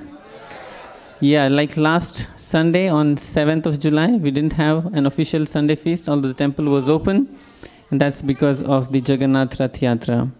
We also would like to thank Anushri for leading melodious Narsimdev prayers. Let's thank her. Hare Krishna. I do see we have several newcomers in our audience today, so those who are new, if you'd like to speak with one of our volunteers, we do have a welcome booth at the entrance, near the entrance in the parking lot. So if you'd like to come and speak with one of the volunteers, we'll be very happy to help you and make sure that you're accommodated well and you feel a part of the family here at ISV. Is that okay? Hare Krishna. All right, so we have several sponsors for tonight's feast. We'd like to acknowledge and thank them at this time.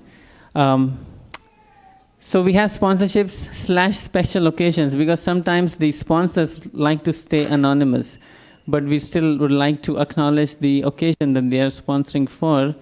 And this exactly happens to be the case for our first occasion. It's Davin Sharma Prabhu's 60th birthday, and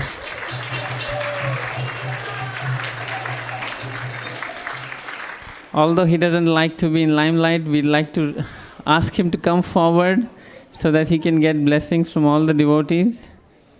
There he is.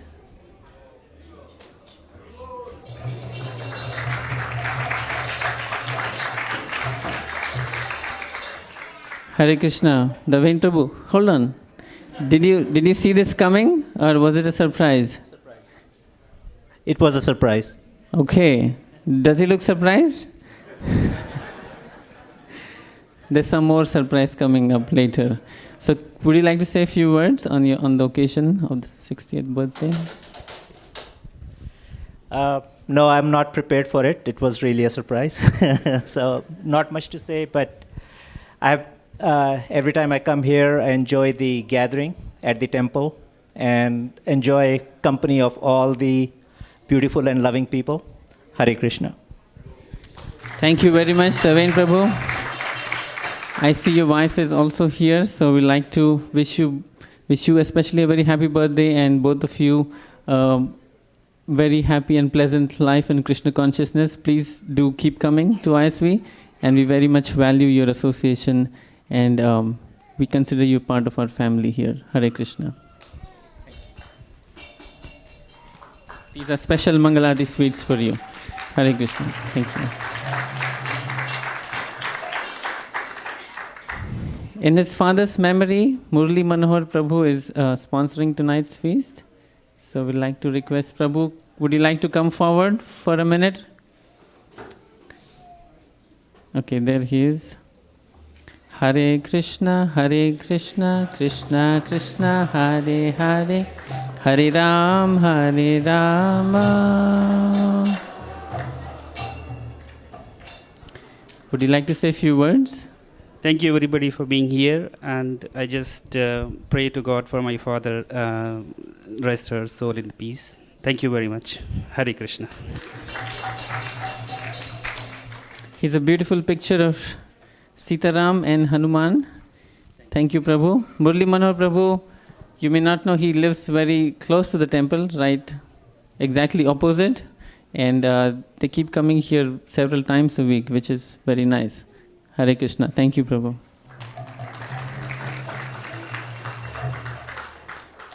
We do have few birthdays to acknowledge and thank for. It's Balram's birthday. There are several Balrams here in our community, so it's what my son calls as Big Balram.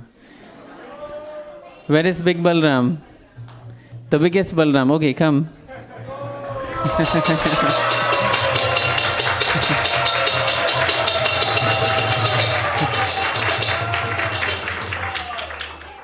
Is he as tall as me?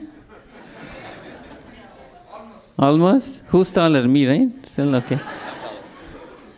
Tell us, how old are you now? I'm 15 right now. Wow, only 15. And tell us, how did you become an expert mridanga player in the past 1 year or so? Initially, when I was 5 in the old temple, Prashant Prabhu used to teach me, and then after that I just saw all the other great mridanga players we have, and then I learned from them. Who are the other great mridanga players? You can see them, they're all sitting down. They're all sitting down here with the mridangas? Okay, all right. I need to take some lessons. I never improved on my skills. Tell us anything you like to get better at by the time of your next birthday? I would like to get better at my chanting and reading, and focus more and try to do more. Thank you very much, Balram. Balram is one of the very smart kids here at ISV. He's on a very fast-paced academic path also, but in spite of that, he's doing a lot of nice service, and as you can see, he's an expert musician.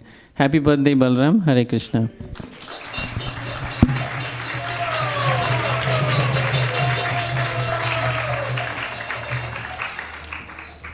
Anushri's birthday, because we gave her a chance to sing today. Hare Krishna.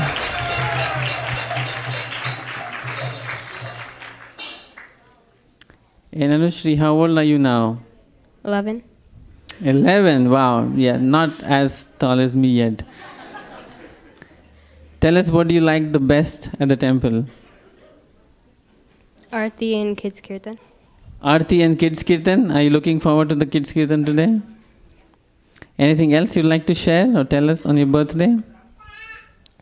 I want to seek blessings from Vaisheshika Prabhu and Nirakula Mataji. Oh. And not everyone else? And everyone. And everyone else is included with them, so you don't have to specify. But thank you, Anushri. Thank you, Prabhu, for sponsoring tonight's feast, and very nice Narsim Dev prayers. Here is wonderful portrait of the Panchatattva. Okay. Hare Krishna. Thank you. Oh my God. Govind Charan Prabhu's birthday. That came as a surprise to me.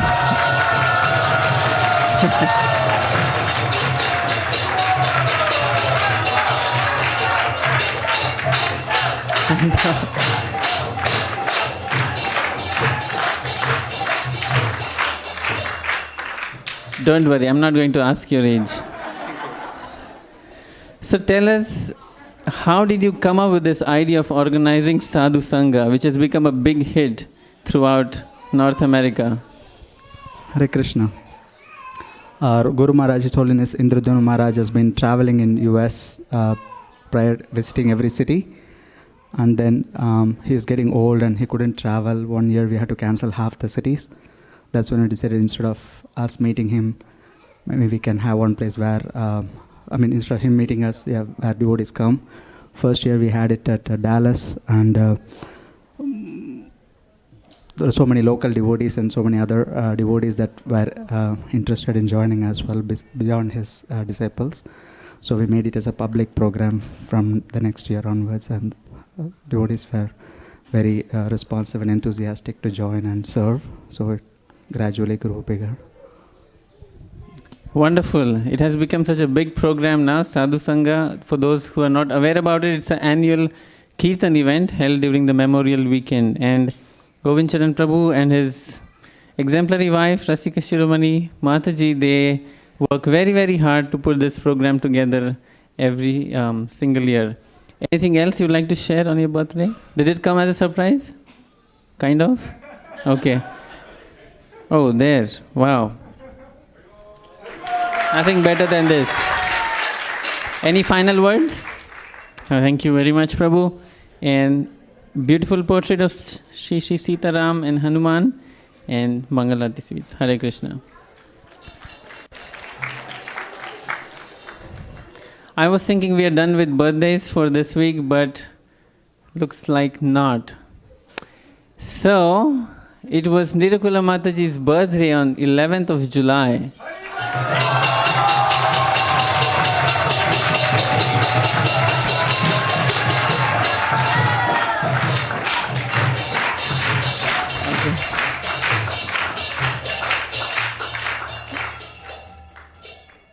And there might be a reason why she's inside that room right now.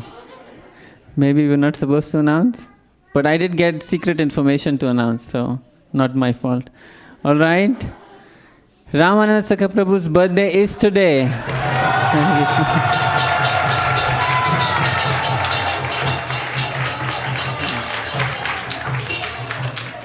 So if we were to start telling about what all he does and about his glories, then we might never get to Shadam this evening. So I'm not going to get started along that path. but those of you who come here regularly, you all know that he is the pillar at ISV. He is the one who keeps running the show practically when all of us are in our...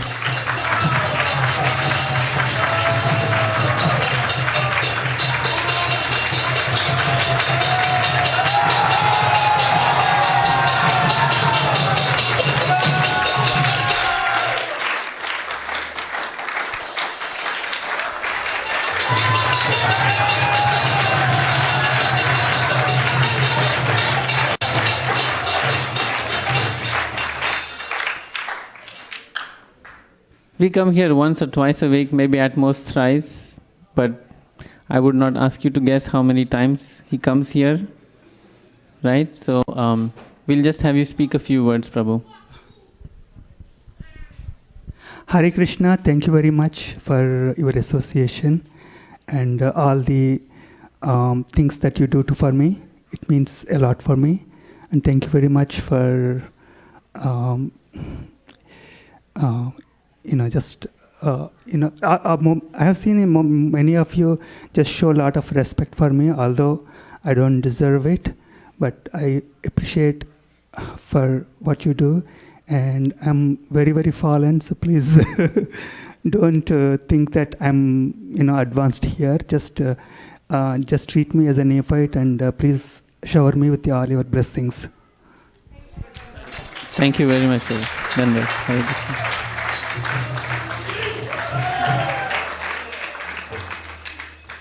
Okay, an important change is coming up starting 11th of July.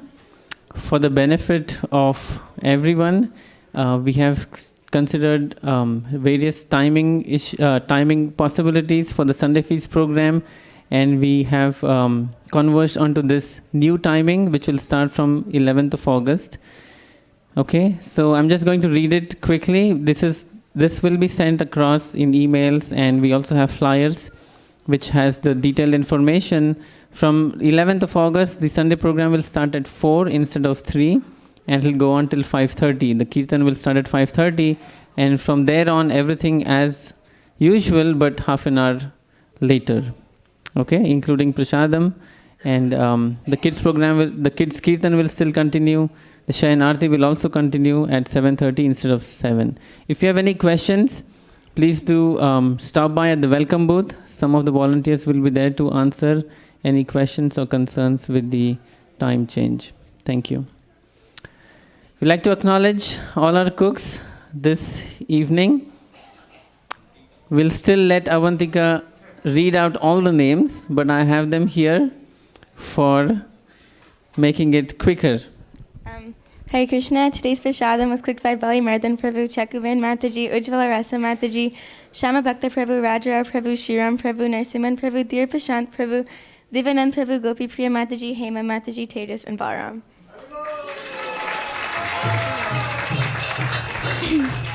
And today's cleaners were Akshay Prabhu, Narsingha Prabhu, and Dhir Prashant Prabhu. Rasraj Prabhu also helped? Okay, Rasraj Prabhu also helped in the kitchen. Thank you. Hare Krishna. And then we will have a lot of opportunities for devotees to volunteer in the cleaning process after Prasadam. If you'd like to help clean the temple this evening, please, you can come and see me, and I'll be happy to assist you. And then we'll have Shayan Arti at 7 p.m. Next, we'll sing Prasadam prayers all together.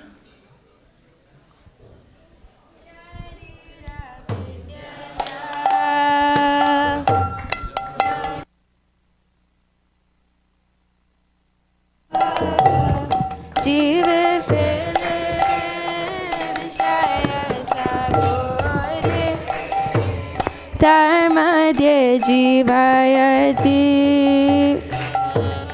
Lobhamasu durmati Take jita kathina samsare Krishna badodoyamoy Kori bhare jivara Swaprasadana dilo bhai Namrita Pao Shri Shri Radha Krishna Guna Gao Premeda Ko Shri Chaitanya Nita Premeda Ko Shri Chaitanya Nita Mahaprasade Govinde Nama Brahmani Vaishnave Salva Punya Vatam Rajan Vishvaso Naiva Jayate Prasade Sarva Dukkanam Anirasya Upajayate Prashana Chita Soyashu Buddhi Paryavatishtate Tvayopa Bhukta Shvaganda Vasolankara Charjitaha Vachisha Bojina Dasa Stavamayam Jayevahi Bhagavad Shri Mahaprasad ki Nitai Gaur Premanande Nitai Gaura Haribo Haribo Haribo Nitai Gaura Haribo